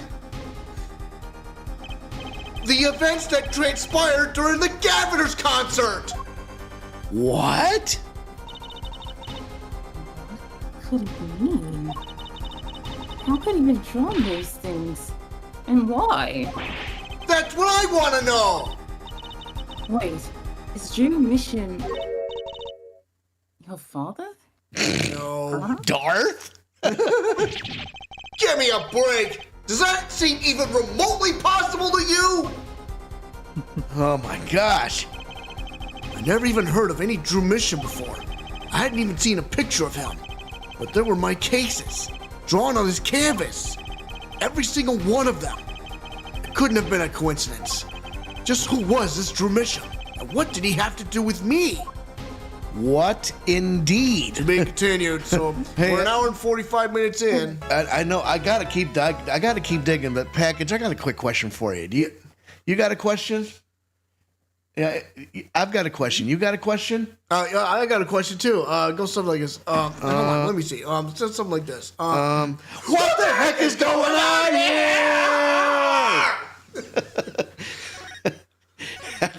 Had to do that. That's a classic. That's a classic Steel Twins gimmick. Yeah, that's a classic gimmick. Let's go. Let's go to the next chapter. We are going on to the next chapter. We're going to the trial. Sounds good. Oh, 1 second. Okay.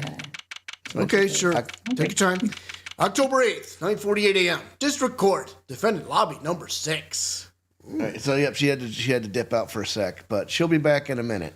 Meanwhile, I'm going to take this time to take care of my laundry. Be right back. Okay. So I'm going to go back to intermission real quick.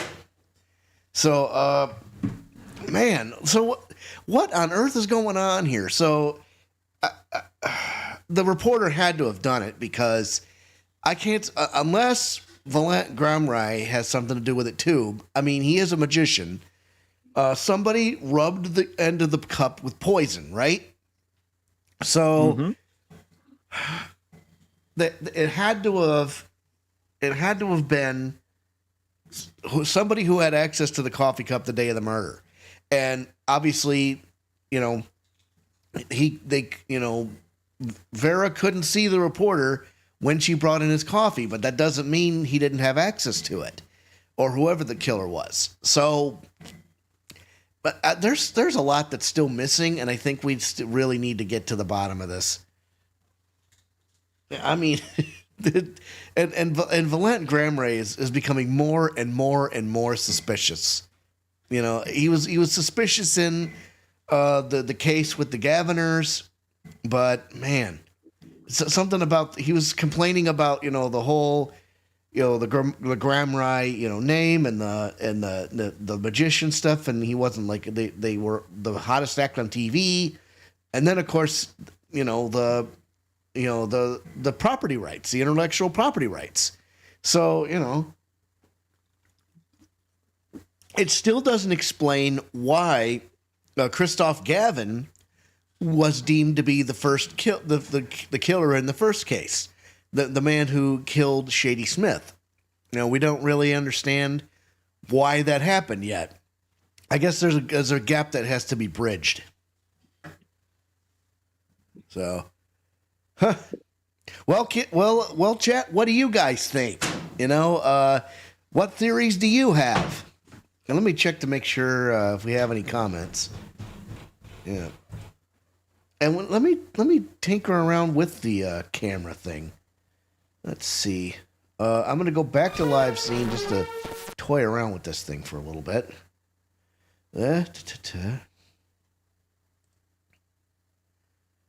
So, I mean, let me go ahead and move forward just to. And Apollo says good morning.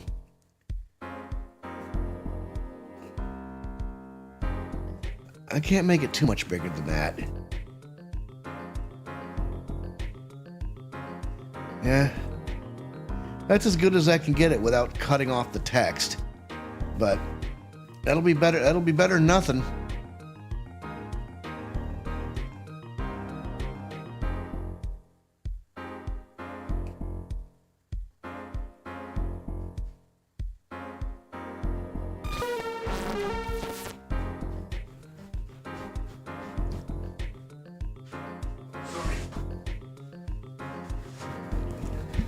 This is good pause music too. It's not as good as Battletoads, but it'll do.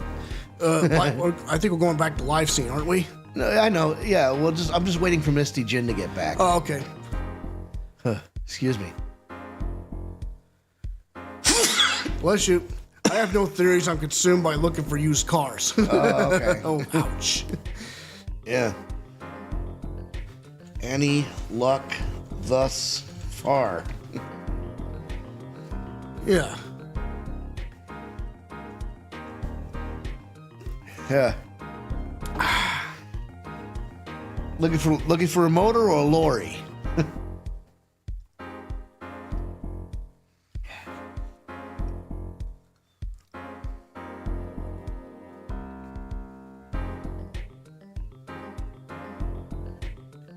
Found a Volkswagen UP for about $2,000. Hey, that doesn't sound like a bad idea. Needs some body work. Yeah, I'll bet.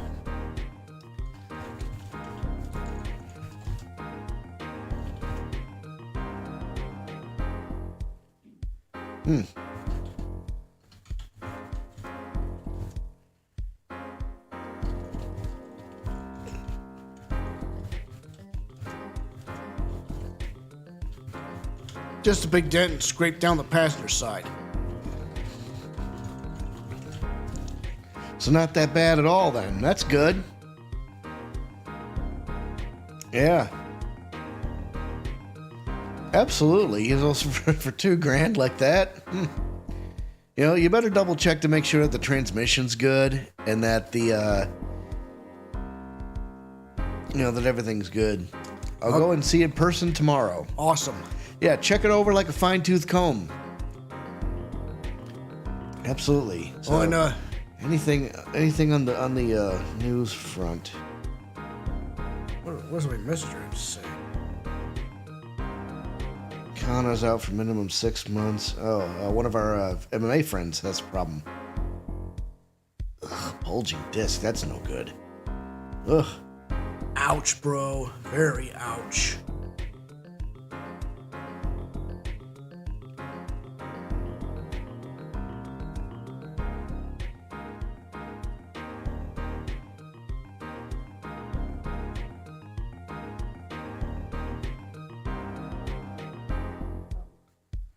Okay, it sounds like we're just about ready. Just make this double checking. Just waiting for Yeah. Yes, I'm waiting for you in your gift inventory. Don't forget to claim it before it's lost. Well, it's probably Where? not. Yeah, it's right there on the top of that screen. Oh. Nah, not yet, but Yeah, I'll wait. Don't really know what to look for mechanically. Like I said, Briz, make sure the transmission's good. Make sure the gears shift okay. I mean, if it's a manual, just make sure it drives well. Check the fan belt, I guess. Make sure everything's attached fine.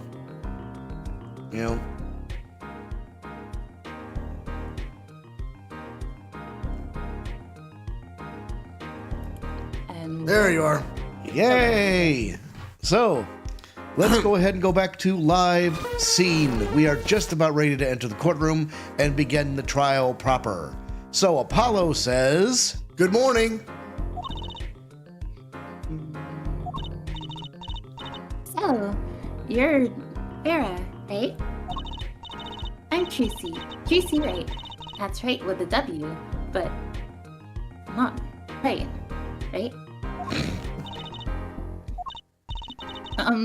We're on your side.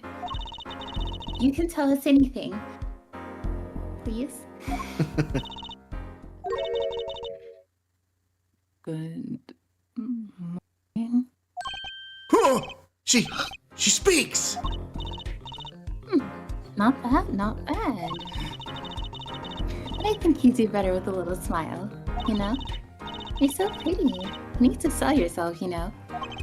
Trucy, let's take it easy for starters.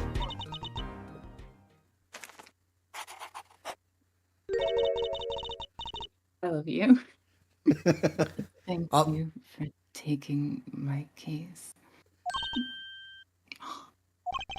Okay, well, that's a start, I guess. well, at least he seems to be happy about it.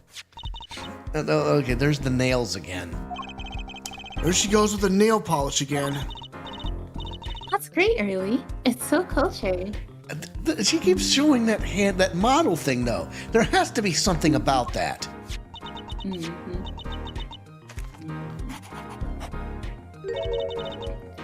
want to try? Ooh, really? Girls. Victim, Drew Misham, was a forger, and a stolen painting was found in his studio. A life of crime, really, and maybe one that led to his death. Well, strap in, folks. October 8th, 10 a.m. District Court, courtroom number 3. Order, all rise. Well, we will now begin the trial of Vera Misham. Is the judge okay? His voice is all raspy. He's looking around all nervous like. The repercussions of today's trial will most likely be felt for a long time, and may indeed alter our legal system forever. And here's Clavier. Today is a test of the Jurist System, and the first step toward a new order in our courts. Get Udgy some tea with honey, yeah. Daddy's secret mission. The jurists will function like a jury. It is hoped their inclusion will help the courts to better reflect the people's will. Why aren't there any jurists in the courtroom? 3 closed-circuit cameras watch this courtroom at all times. The jurists have access to everything that transpires. Yes. Judge Well and Judge Cool. Now see here, Prosecutor Gavin. I was going to say that. Ah, my apologies, Herr Judge. Jurists, today, judge today's trial coolly, if you would be so kind. Jurists are unbound by a letter of the law. They don't affect the trial with evidence, but by their feelings. And we're about to find out just what effect they're going to have. Very well, Prosecutor Gavin. The details of the case, if you would. The victim is the painter Drew Misham. He was killed in his own studio. His coffee was poisoned. By whom, you ask? By none other than the defendant, Vera Misham. Objection! There wasn't any poison in the coffee! Done. Someone must have been doing their homework. Indeed, poison was not present in the coffee, but on the mug itself. The mug? Ah, residue was found on the rim, I see. The autopsy report describes the matter of our victim's death. The court accepts this as evidence. Misham's autopsy report added to the court record. Death by atroquinine poisoning. Estimated time of death, 9 to 9:30 p.m. According to this report, the victim's death was caused by atroquinine poisoning. A chemical compound that does not occur naturally. Lethal dosage is a mere 0.002 milligrams. A touch of atroquinine in the body is the touch of the Reaper's scythe. Very well, Prosecutor Gavin. You may present your witness. I have for you today a simple man for a simple case. A man who witnessed a murder in its entirety. The journalist, no doubt. Oh, God. The witness will state his name and occupation. Right. Well, for starters, my name's Spark Brushel. My job is a lone observer of the world. In other words, a freelance journalist, right? If you don't mind, I'd like to state something here for the record. Yes, Mr. Brushel? I dislike conclusions, specifically the aspect of jumping to conclusions. Preconceptions make Park Sandbox of endless desert waste. End quote. But you are a journalist. You said so yourself yesterday. Well, that's true, yes. But you must understand, I stand before you today a man with a dream. I'm offering you my testimony in exchange for exclusive rights to the story. Scoop turns Mr. Brushel into that Mr. Brushel. End quote. Oh, my God. Let's hear your testimony then, shall we? A simple case, eh, Gavin? For me, the jury is still out. All right. After he says his first, I want to look testimony time. The journalist's story. Let's listen to the testimony first. I visited the studio around 9 that night to do the interview. The first outsider to end the 8-layer. Outsider to enter the 8-layer. 8-layer journalistic history made. End quote. His daughter brought us coffee right after we started. And you know what happened next? Star falls. End quote. No one else entered the room besides her the whole time. That does sound like a simple case. Unless you were the one who poisoned him. What are you saying? Judge! Need I remind you the cameras are rolling today? I felt the need to be a bit dramatic. You didn't do it, did you? Me do a thing like that? Come on, that's like newsmaker making the news, end quote. Or even contemporary witch hunt, end quote. I know, wild accusations rock courtroom, end quote. Rock indeed. Prosecutor Gavin sure looks like he's having fun. I'm so happy for him. Very well, Mr. Justice. Your cross-examination, please. All right, cross-examination time. What were you going to say, bro? I want to take a look at that autopsy report. So he said he's visited the studio around 9 that night to do the interview. So then let's just take a look at this autopsy report. It says here, victim's name, Drew Misham, age 52, male. Time of death, October 6th, between 9 and 9:30 p.m. Cause of death, atroquinine poisoning. All right. So nothing special about that. Go ahead. Sorry guys, I gotta get going. I'm 5 minutes late. Yes, sorry. yes. I don't want to interrupt you guys. That's okay. No, go ahead and do your thing. I'll take over as prosecutor Gavin. He's got a podcast to do. Yeah, sorry guys, I must get going. See you guys next week. Yes, Yes, sir. We'll see. Yep, see you next week. So Take care. take care. Yeah, that's my fault.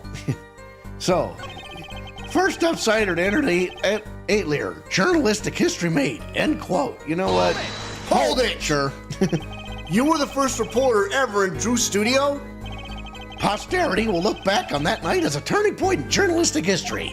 A basically insignificant step for all mankind, but a giant step for that Brushel guy. End quote.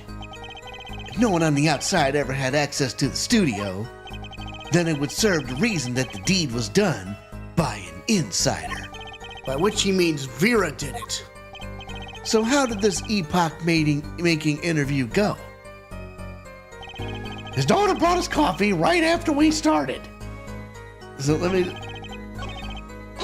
Hold it! 9 at night? Isn't that a little late for an interview?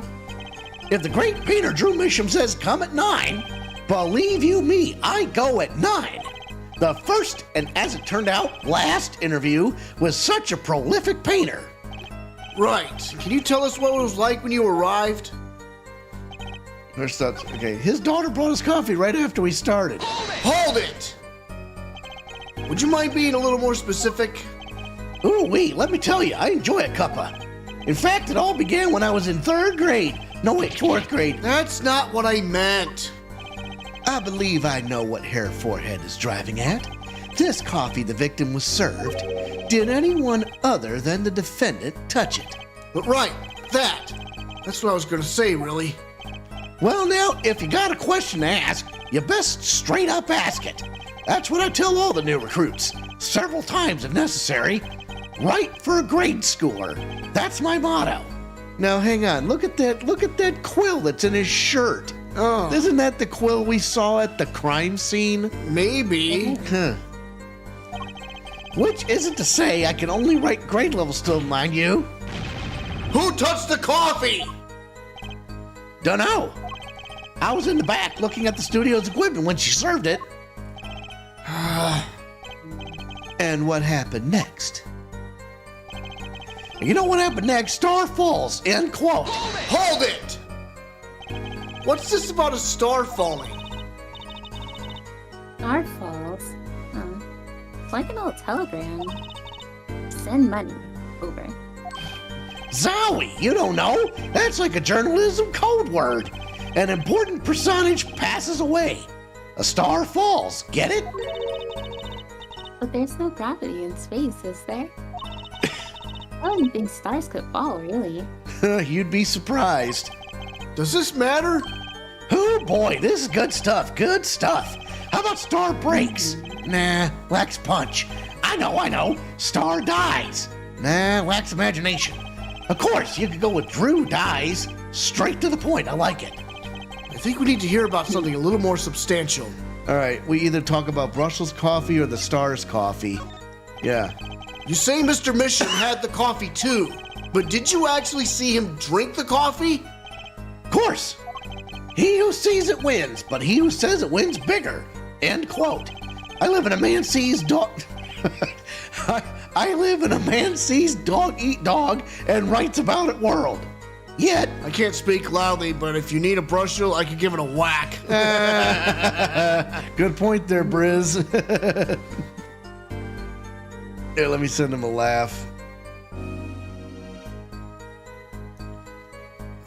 Okay.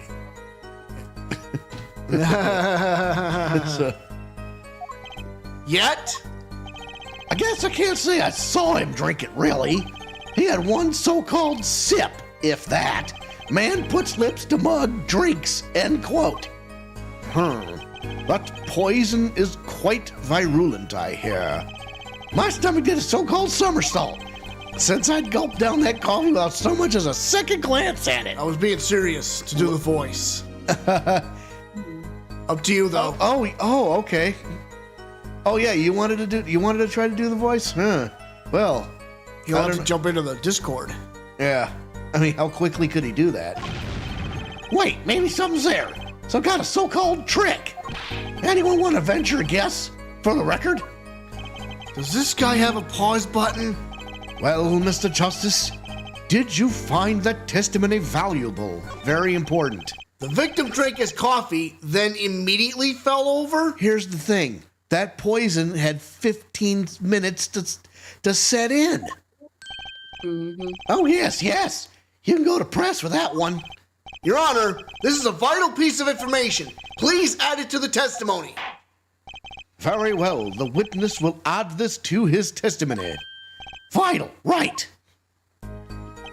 He had one sip, if that. The next moment, he was on the floor. So, okay, let's take... Discord. Okay, yeah. Marshall definitely killed him. Yeah.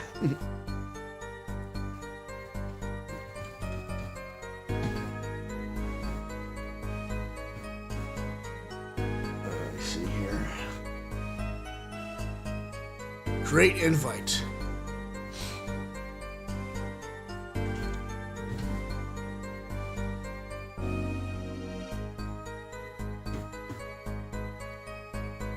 Okay. He had one sip of that. Next moment, he was on the floor. So, Well, okay, let's see here. Oh, actually, no, hang on. So, let's see. What is story telling us, for time's sake? Objection! Yeah, it's the coffee cup itself. You know what I have a problem with? A particular property of the poison used. Atroquinine. Oh, Prosecutor Gavin was quite clear about the poison. A lethal dosage of 0.002 milligrams paralyzes the central nervous system.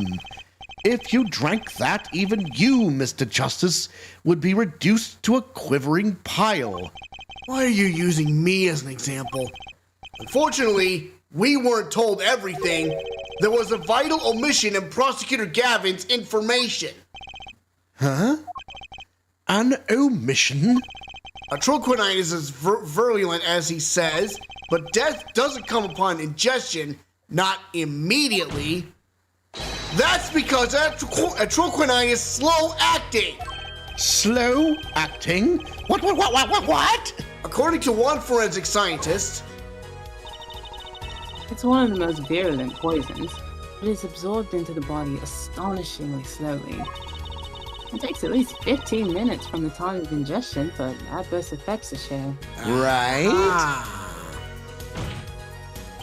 If we suppose that the moment Mr. Misham sipped the coffee was when he sealed his fate, then he would still have had time left to enjoy his last cup of Joe. He's in. Order! What's the meaning of this? Okay, let me see if I can get him. Ah, there he is. Hold on, Briz. We got you. Ba-da-ba-ba-ba. We'll make him a member of the server, and we shall also add him to this channel. Permissions. Sorry, kids. Sorry about that, folks.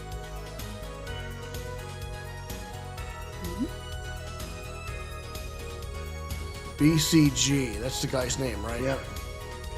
So, Briz, if you're listening to this, you should see a voice acting channel. There he is. There he is.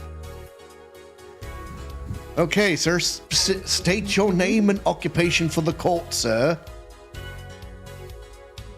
Ah, there you are. Ready to rock and roll. Hey, nice to see it. Nice to see a face with the name, my good sir. So, okay. So, How are you? I'm good. Good to hear. Thanks for jumping in on such short notice. So, what's Good, I've got nothing about that to do. So, what's the meaning of this? If what the defense says is correct, why that contradicts the entire testimony we've just heard. Well, Mr. Brustol, anything to say on the record? Slow acting. SLOWACT. It was virulent, alright. Even then, it had already begun digging its claws into the journalist. He's working on his school. Einspruch. Is that any good? It's Bruschel, ja?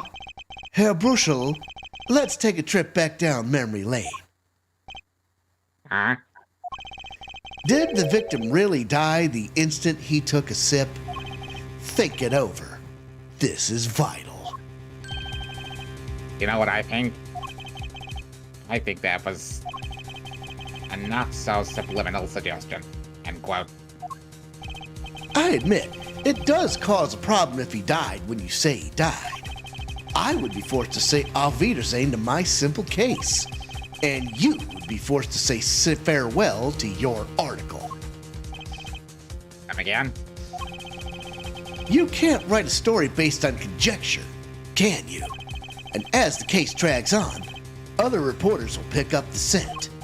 And you'll be forced to kiss your exclusive scoop goodbye. Scoop. Scoop. Eh. Look, wait, just wait a second, just 1 second. We're waiting. Out with it. I think I just recalled a so-called important detail. A revival of recollection, end quote. A story survival, end quote. Attorney utterly confused, end quote. Actually, I did notice something when I visited the studio. I'd heard of poison that takes its sweet time, see? But not what I've been saying for the last few minutes, apparently. Mr. Brushel, are you saying you noticed something that explains what happened? You bet I am. The antidote for a poisonous contradiction, end quote, you might say. Or I still have no idea what you're talking about, end quote, I might say. This is ridiculous, but I love it. Figured it out, but only after an in-depth interview. See, thanks to my journalism skills, I know who poisoned that coffee. What? The intonation's really hard. Yeah. Order. As far as I can tell, the witness is standing by his testimony. Maddie, thanks for joining the chat. Hey, friends. that Mr. Misham died the instant after he drank. Of course I'm standing by my testimony. And my dream of exclusive rights to the story.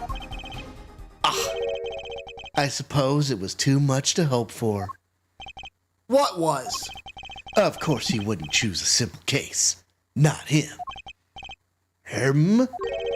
Phoenix Wright. Who else? Huh? Achtung, Herr Bruschel. Report for us, if you would. What is it that you noticed?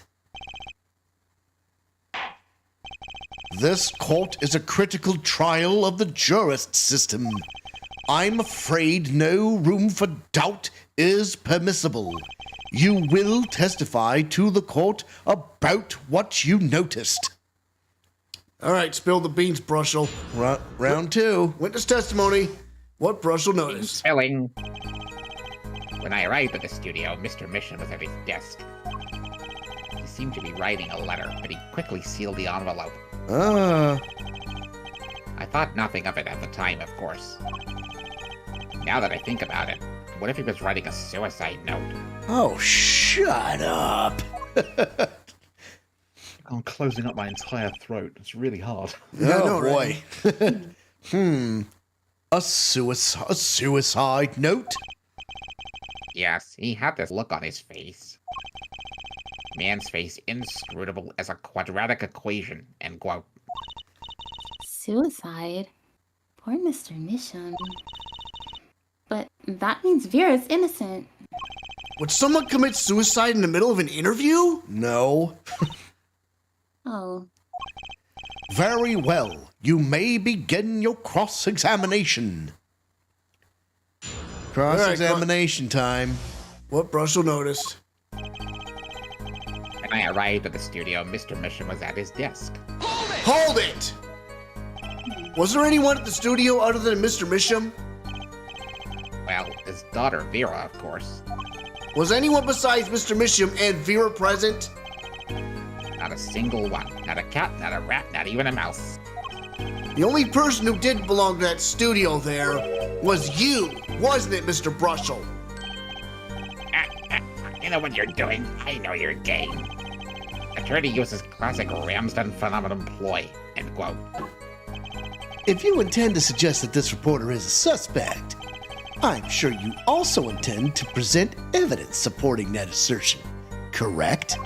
In the meantime, let's move along, shall we?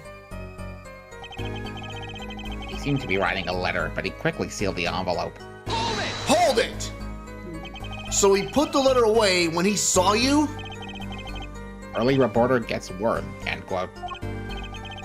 That's my secret. I'm not sure I follow. It's the night of the interview. I arrive 15 minutes ahead of schedule. The handle turns, the door opens, and I barge in. Are you sure that's okay to do? I mean, isn't that unlawful entry, really? Mr. Mission sure seemed to think so. You should have seen him. He crammed his letter right into that yellow envelope as fast as he could.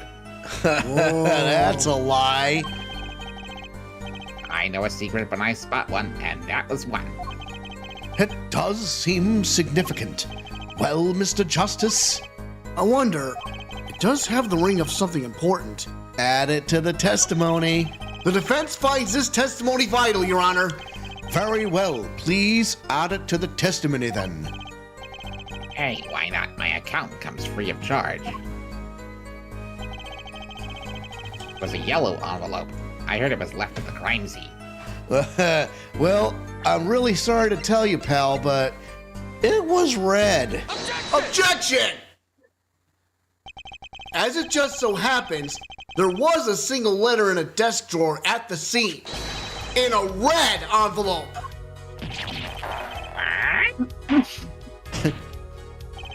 Prosecutor Gavin, Yes?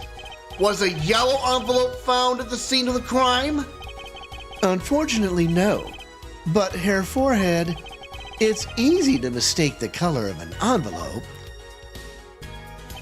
I guess, but not this envelope. You see, it was postmarked already, 7 years ago. Well, Mr. Brushel? I can explain that. Drew, right? He wanted to get that. Oh, Drew, right? He wanted to get that letter in an envelope pronto. Get it out of sight of my beady eyes, right? So he grabbed the nearest envelope and crammed away. And what about the whole red and yellow envelope contradiction, chump? Well, Mr. Justice, have you anything to say to the witness's claim? That night, the victim put a letter he had been writing in a red envelope. It's impossible. That's impossible! Ah, I like your expression. So full of confidence. It's simple, really. As it just so happens, the defense team investigated the contents of this envelope with, the assistance of a forensic scientist. What? Note that this letter is addressed to Drew Misham. Oh? Why would he address a letter to himself? Let alone send a suicide note to himself. I've been scooped. Order! Order! Order! Mr. Brushel, can you explain this to the court? Oh, my. How could I have forgotten? I suppose this happens to the best of us. Reporter gets old, forgets lots, end quote. I'm still waiting for an explanation, Mr. Brushel. Well, that's the thing, see? After he put his letter in that envelope, Mr. Bishop sat there searching his desk drawer for something. His desk drawer? Yes, a stamp, a so-called postage stamp, end quote. Whoa. Crying out. Wait, hold on. A stamp? Whatever for? Well, to mail his letter, what else? Then, why yes, I think I saw him put it in his letterbox. Yes, it was a yellow envelope, and he put it in that box. No can do, Jose, because that son of a bitch was empty. Well, apparently this yellow letter has nothing to do with the case. Oh, how I wish it did. Just think if that were a suicide note. What a story. Star writes suicide note in front of reporter. Falls. End quote. As I was saying, that has nothing to do with this case. That said, Yes, Your Honor? it makes me wonder about the contents of that red envelope. Mr. Drew Misham, I've deposited the $100,000 in the designated account. Sign the papers and send in the enclosed envelope with the enclosed stamp within 3 days. $100,000 is quite a good deal of money. So this was from 7 years ago, yeah?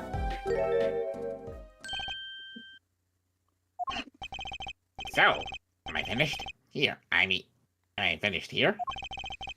I was thinking of, going home to start writing. I don't think so, chump. Nope. You ain't going nowhere. I hate to state what should be pretty obvious to anyone, but when you catch the scent of a story, you make that rather unique face. Come on. Attorney has active imagination. Little else. End quote.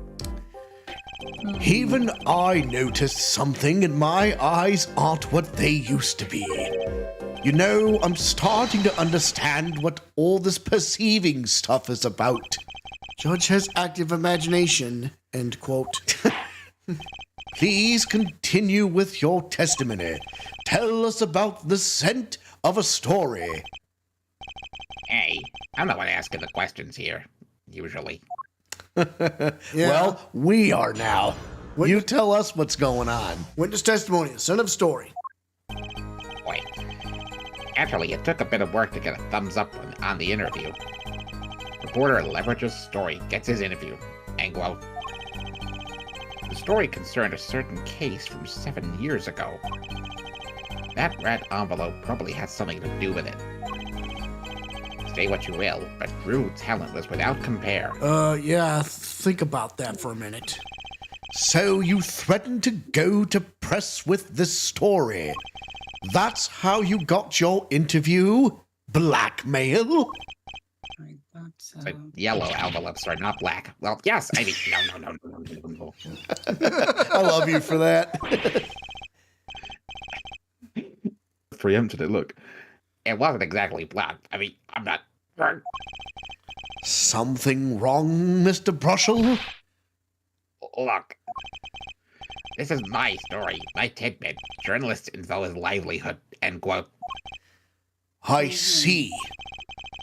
Well, you have me chatting away in here. What's going on out there?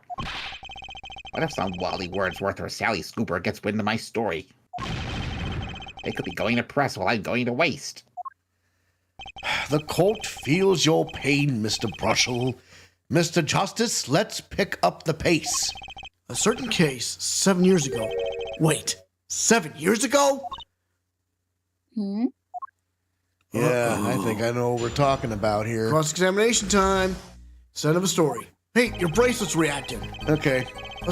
Okay, so let's see if we can, go to the last statement. It's fine. The story gets his interview, end quote. Story concerned a certain case from 7 years ago. That red envelope probably had something to do with it. It did. Probably say what you will, but... All right, proceed. Okay, so let's see.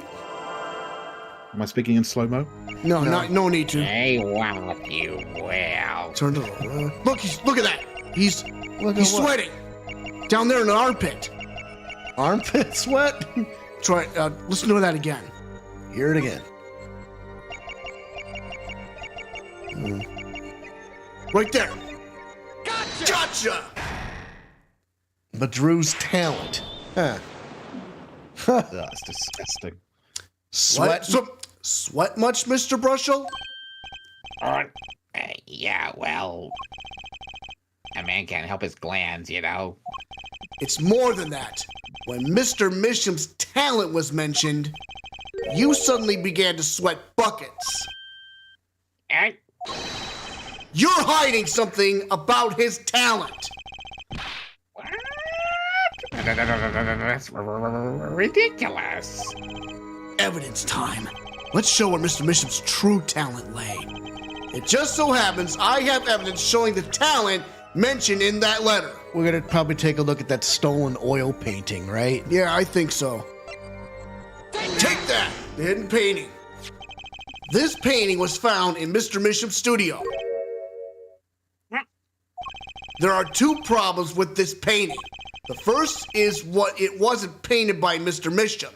The second is that there was another painting in the studio, which looked exactly like this one, except it was only half done. Then we have a letter discussing a payment of $100,000, which suggests a certain business operation. The business of making forgeries.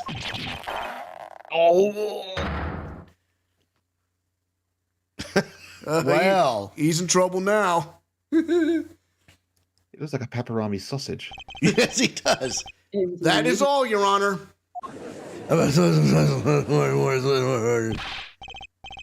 Everyone, please, everyone. Can we keep this private, please? This is my story, my scoop. Forgery. That's a serious crime. Drew Misham is known as an artist these days. But there were rumors he dabbled in another kind of art until a few years back. Another art meaning forgery? Drew Misham was talented, all right. Talented at making precise, detailed fakes. A fact that certain criminal elements were quick to discover. Criminal elements? What? You can't seriously be talking about... Exactly. I'm talking about forging evidence. Oh, now it's coming full circle. Now we're getting to the heart of the matter. A rumor started circulating 7 years ago. 7 years ago?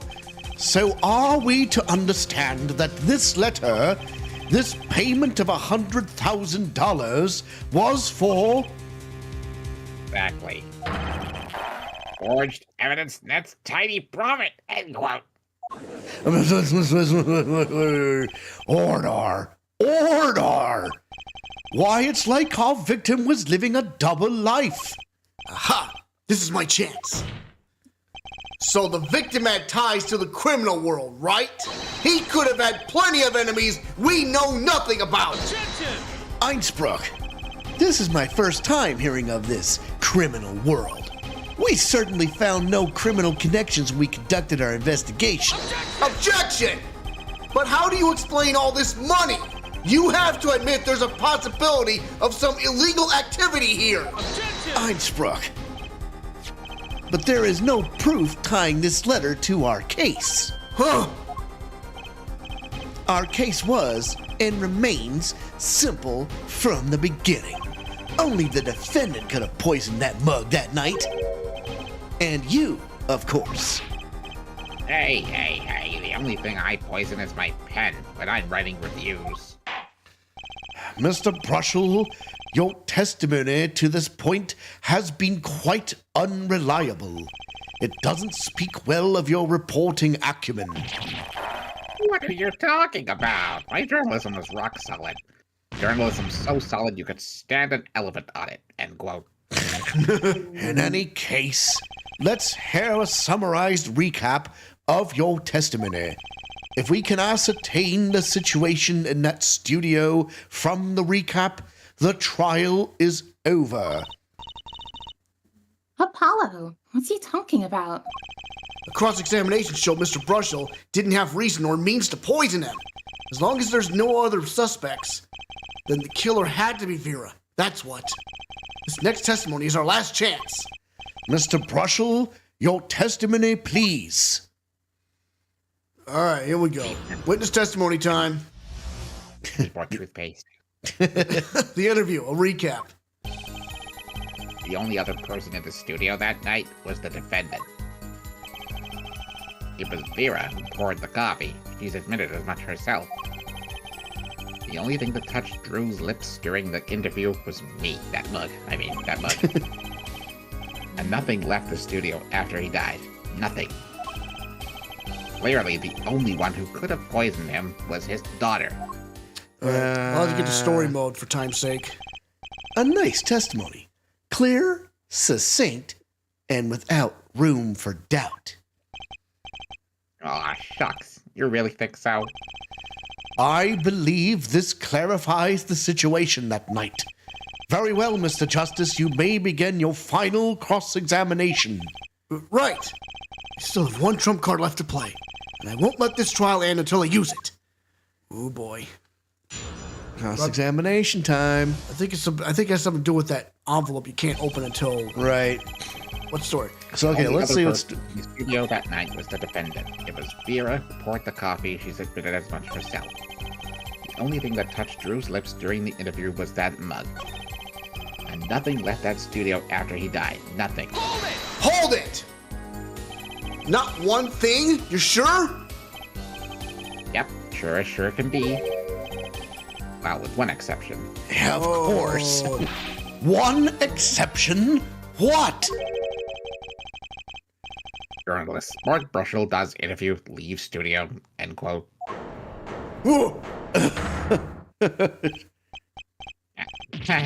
Come on. It's a joke. Get it? Not funny, I know, but still. Did something leave the studio that night?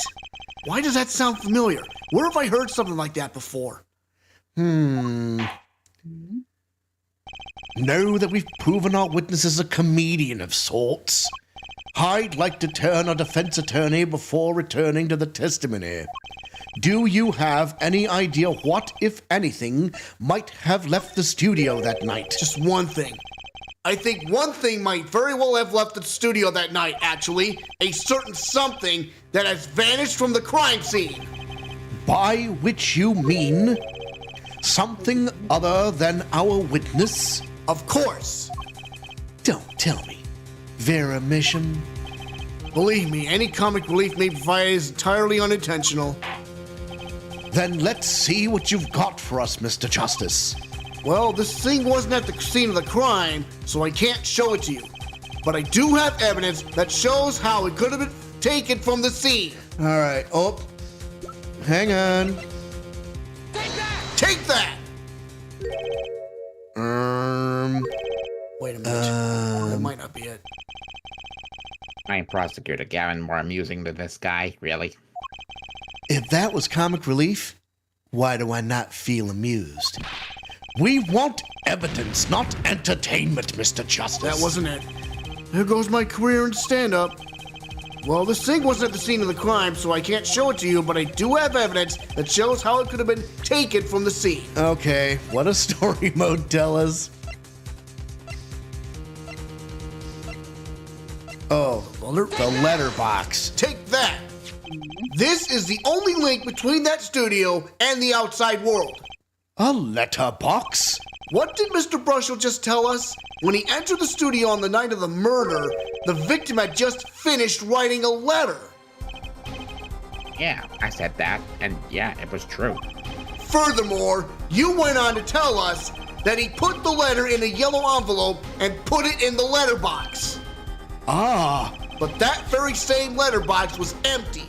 In other words... Oh...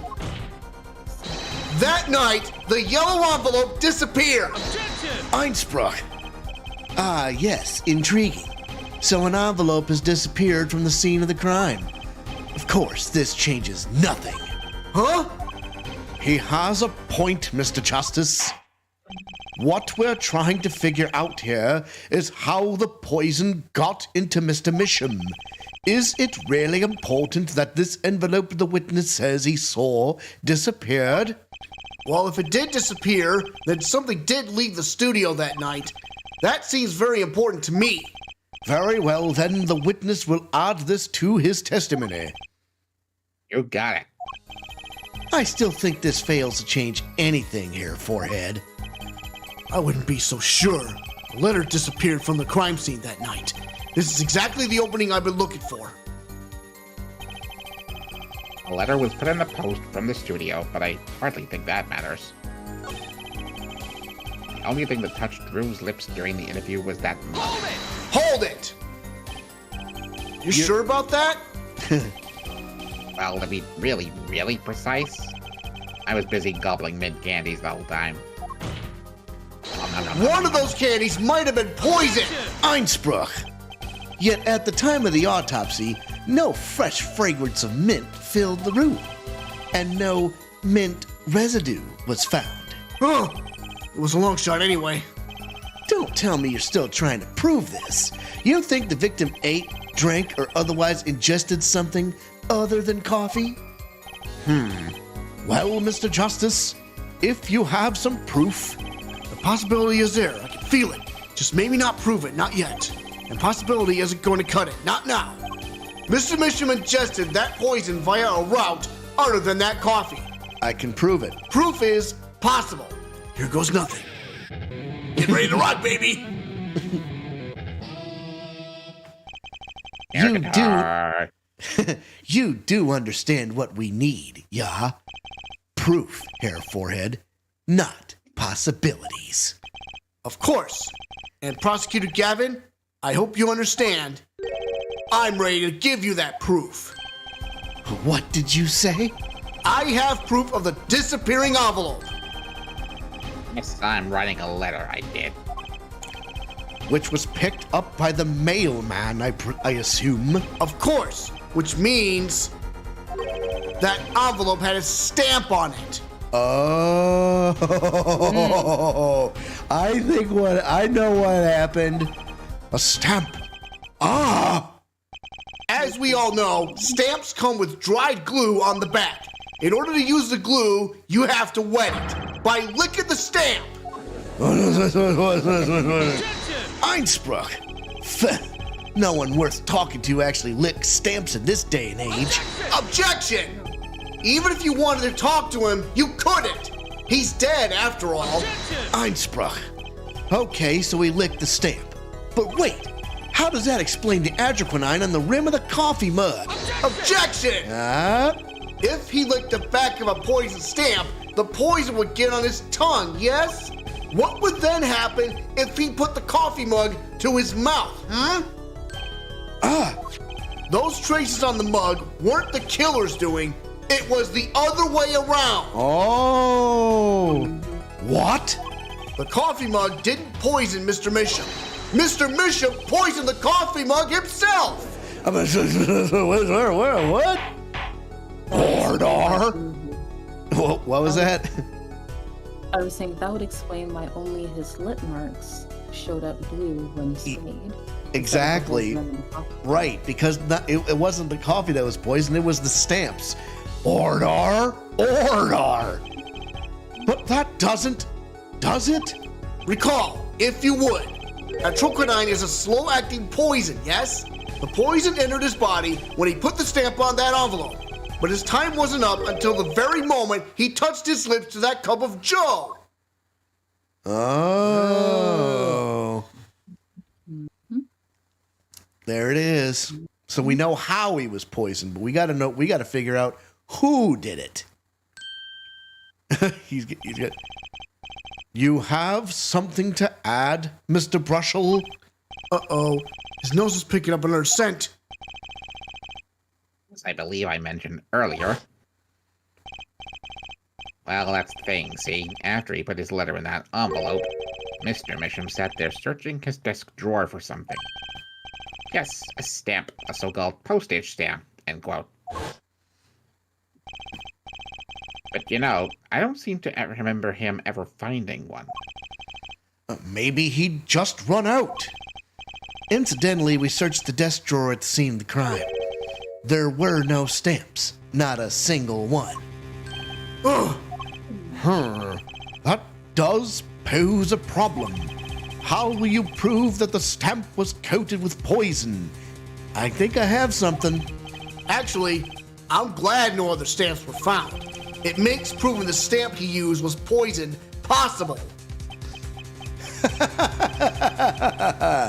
Good show, good show. You can't even prove there was a stamp at the scene in the first place. Well, let's hear what the defense has to say anyway. Where's your evidence to prove this existence of this poisoned stamp? Now we bring out the tiny frame. Take that! Well, that certainly is a cute little frame. And by little, I mean really little. It was on the victim's desk, Your Honor. Quite empty, as you can see for yourself. I noticed that too during my inspection. So what? Apparently you weren't as observant as you should have been. You see, when you saw this frame, it was missing something quite important. Missing something? Yes, a pale bluish stain on the inside of the frame. Atroquinine residue! What? Why wasn't I told about this? The frame is only 2 inches square. The face of the frame is even smaller. Maybe an inch wide at most. You aren't saying... can't find a picture of them. Oh, but I am. Tell me, what fits in such a small frame? A commemorative stamp, perhaps? Order! Order! The poison stamp was in this frame? Impossible. Prosecutor Gavin? Why would he put something like that on his desk? Don't tell me he had it there so he could commit suicide if the mood struck. You know, can I say something? I had a thought, see?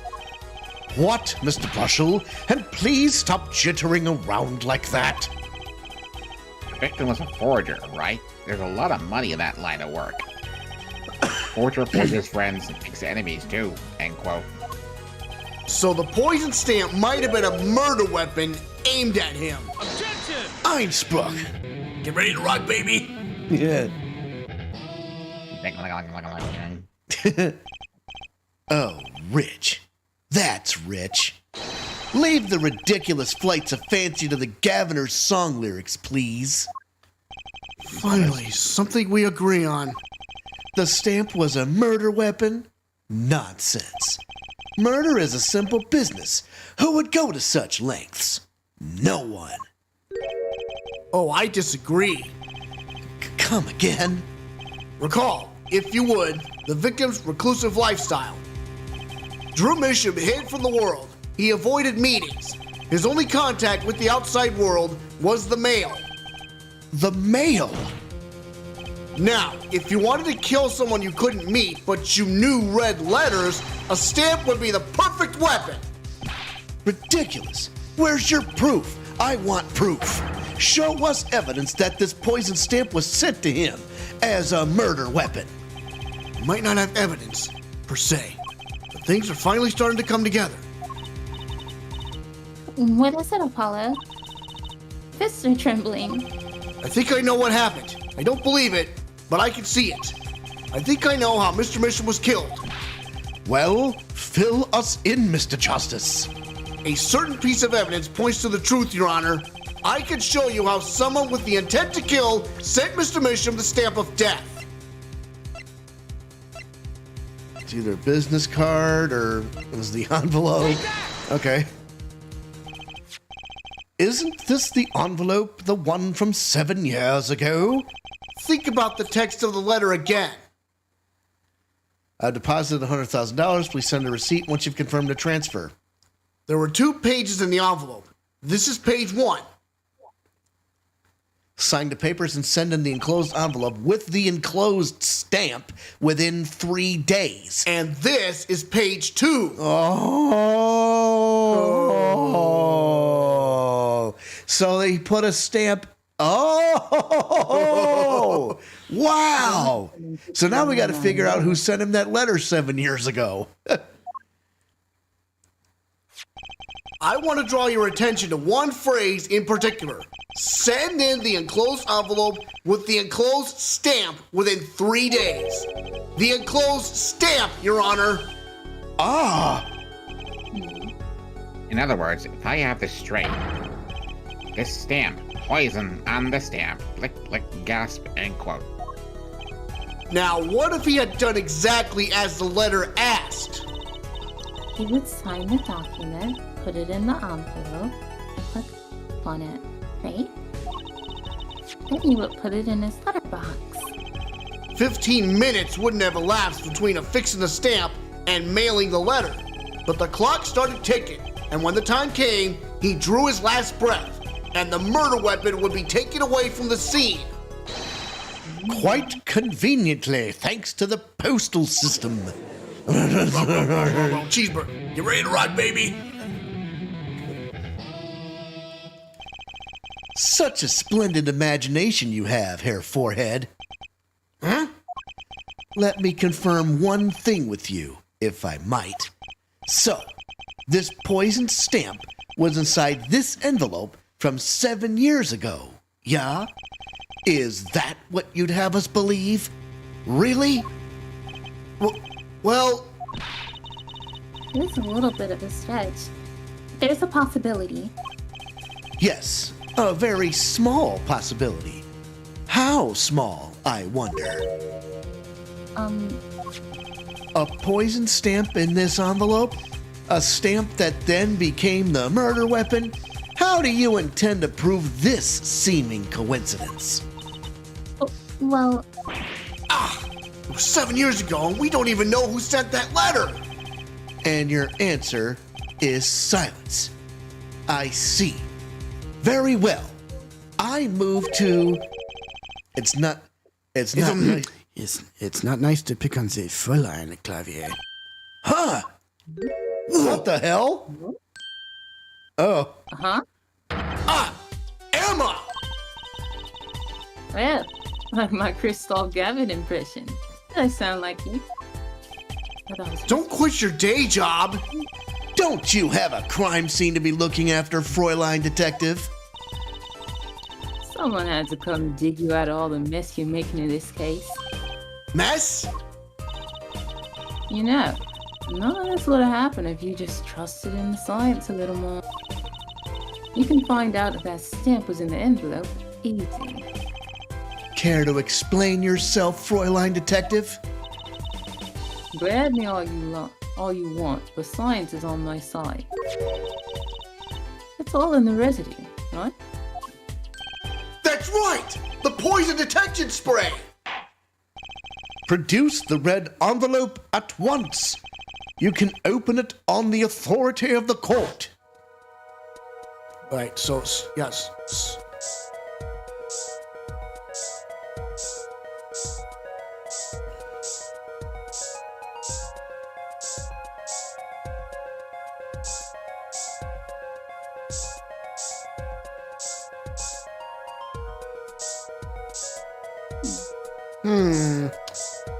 Where exactly is it? Try the lower left corner. Wait, oh, right there. See that? Boom! Got it. Examine. Well, would you look at that? No mistaking it. That's atriquinine residue. Cheeseburger. I don't believe it. A murder weapon from the past. Now, 7 years later, it bears its fangs at last. Einspruch. Absolutely outrageous. Tell me why. Why didn't this murder take place 7 years ago? Well, There's one possibility.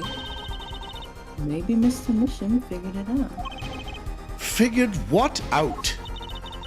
He realized that the person who sent that letter wanted him dead. So he sent his reply with a different stamp. Oh. And put his decisive evidence in a frame.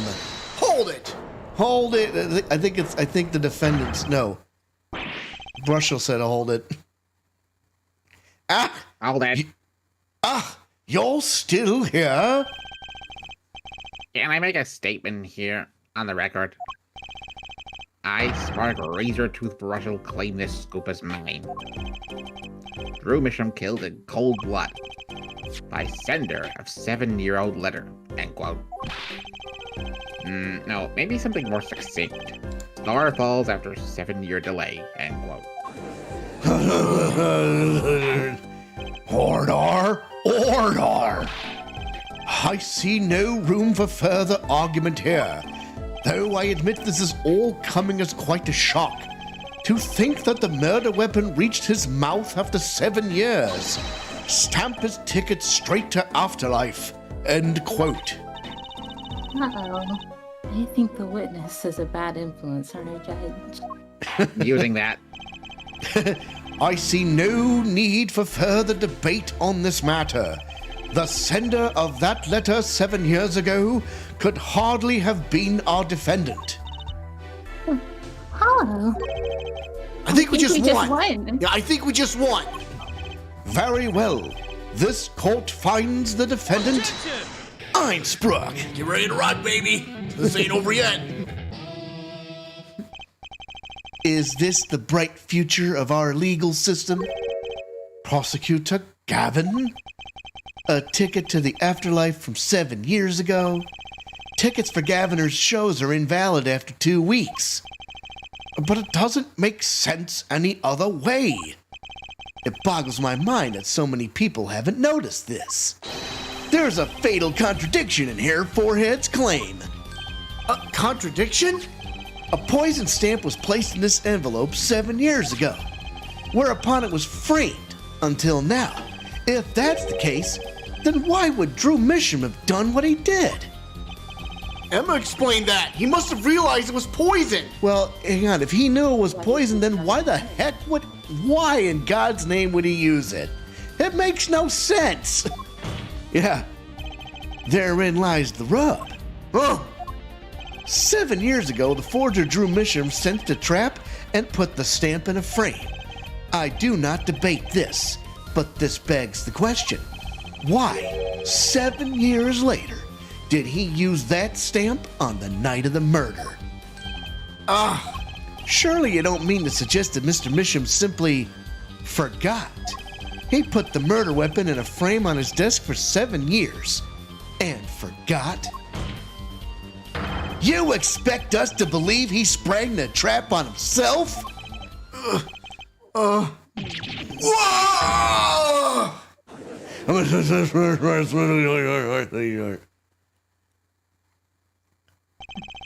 While I admit this is all quite shocking myself, it does seem highly unlikely that he would fall afoul of a trap that had been sitting on his desk for 7 years.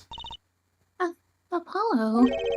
I don't think we're winning anymore. That doesn't mean you lost, though. I'm glad to see we're all back in the real world now. Welcome back to reality. We've been waiting for you. Objection!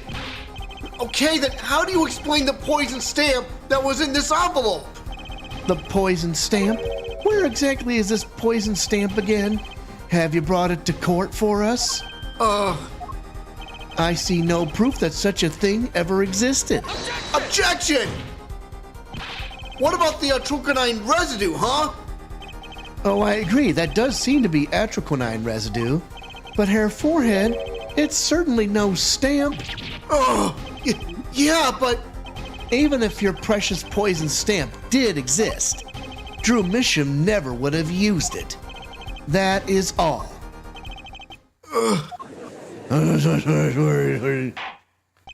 I believe we've come to a conclusion.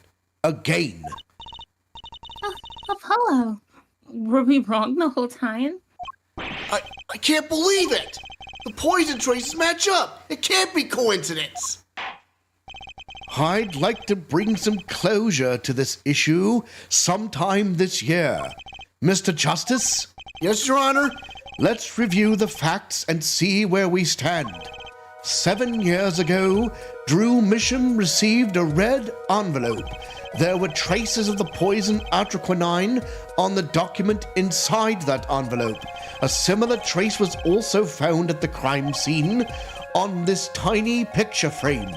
The defense has indicated the possibility of a yellow envelope, an envelope that left the scene of the crime with the poison stamp on it. Yes, but even if this envelope contained a poison stamp, and Drew Misham, knowing this, put it in a frame, he never would have used that stamp. I'm afraid you're right, which means there is a fatal flaw in the defense's case. I haven't been on the wrong track this whole time, I'm sure of it. The traces of atroquinine, the envelope, the frame, and Drew Misham's mysterious death, they're all connected somehow. Well, Mr. Justice, do you have a conclusion for us? The defense stands by its case, Your Honor. We've seen that the logical outcome of the evidence makes no sense, which means that one of our clues must be a fake. Ah, a fake clue. Fascinating. And if we find this fake, your wild fantasies will prove quite reasonable, yeah? The fake clue that's thrown us off the poison's trail is none other than... Drew Misham, perhaps. I mean, the victim was a fake clue? I'm afraid I don't understand. I'll explain. We have an envelope, a frame, and a mug linked by poison. That all makes sense. What doesn't make sense is the victim himself. Einspruch. Congratulations, you've completely lost me. So the fake evidence is none other than the master of fake himself, the forger? It makes a good story, I'll give you that. The fake clue. Fakes. Forgeries. Ah! That face. That's the I just had an idea face. I don't know if I'm right, but I'm going with it anyway. What if our forger is the fake? Come again. 7 years ago, our forger sniffed the trap and stepped aside. 7 years passed. Now the forger stumbles into that very same trap and dies. Why? That's what I want to know. Because the forger who was killed was a fake. Oh, so it wasn't Drew Misham anyway. Oh, here we are again. The victim was a fake. One forger smelled the trap. One forger fell into the trap. That's two forgers, and one of them was a fake. What? Order! Order! Order! So you are telling us that Drew Misham, the victim, was a fake? Well, if he was the fake, who was the real forger? You'd better not be claiming there was some kind of switcheroo. I'm afraid you're going to have to back up your story. Mr. Justice, show us just who the real Drew Misham was. If Drew Misham wasn't the real forger, there's only one other person it could have been. Understood, Your Honor. Forger Drew Misham was himself a forgery. The real forger was... The defendant? No fucking way! Huh? There can be only one explanation, really. The real identity of the forger, known as Drew Misham, is none other than his only daughter, Vera Misham. What? Order! Order! He's throwing his own client under the bus! Mr. Justice, this is going out on a limb, even for you. I kind of agree. I mean, Vera? Forger? Let's consider it before you write it off entirely. If you look at the paintings in the studio, one fact becomes quite clear. Forgery had been taking place in that studio for quite some time. The forger wasn't caught in that trap 7 years ago. This can only mean that the one who was caught in the trap wasn't the forger. Well, actually, that does make a certain kind of sense.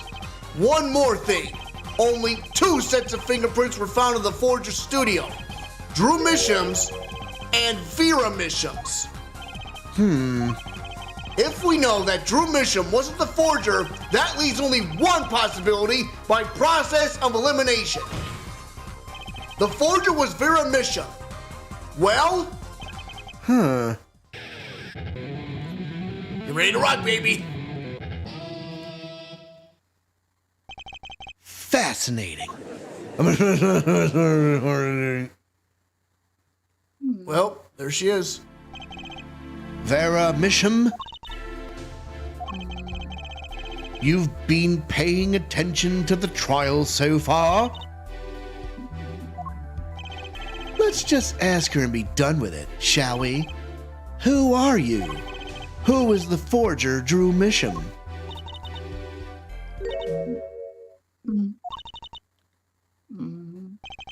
Was that an expression of emotion I saw on her face?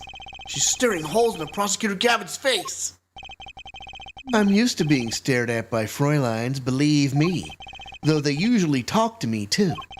Tell us, were you the one who forged those works of art?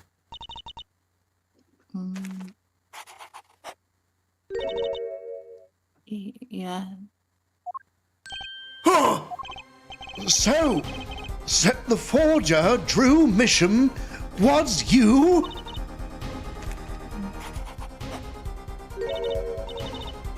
Yes, it was me.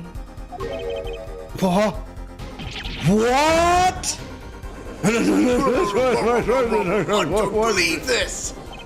The court was in an uproar, and it wasn't coming down. We had to break for a 10-minute recess. To be continued. I think we better cut it off. Yeah, I think we're good to cut it off here, guys. Well, Holy jeez. I would have never guessed that in 100,000 years. Wow. What a story. My lips are sealed. Say that again real quick. I know how the story goes, so my lips are sealed.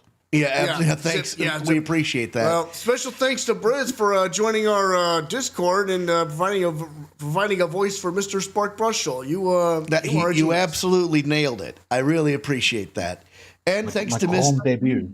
Yeah, absolutely. And thanks to Misty Jin, of course, as always. You know, you killed it as well. And multi-talented, if you will. Yeah, absolutely. And Keyblade Sonic, who had to dip and do a podcast, but he was able to provide us with quite a bit of entertainment himself. So we may have to come up with a different day to stream, but rest assured, sometime in the next 7 days or so, we will have part 2 of this episode, and we might have to break it off into a third part. So until next time. For Misty Jin, for our man Briz here, I'm the Cannonball Alex Steele. I am the Package Andrew Steele. We are the Steel Brothers, and we are for real.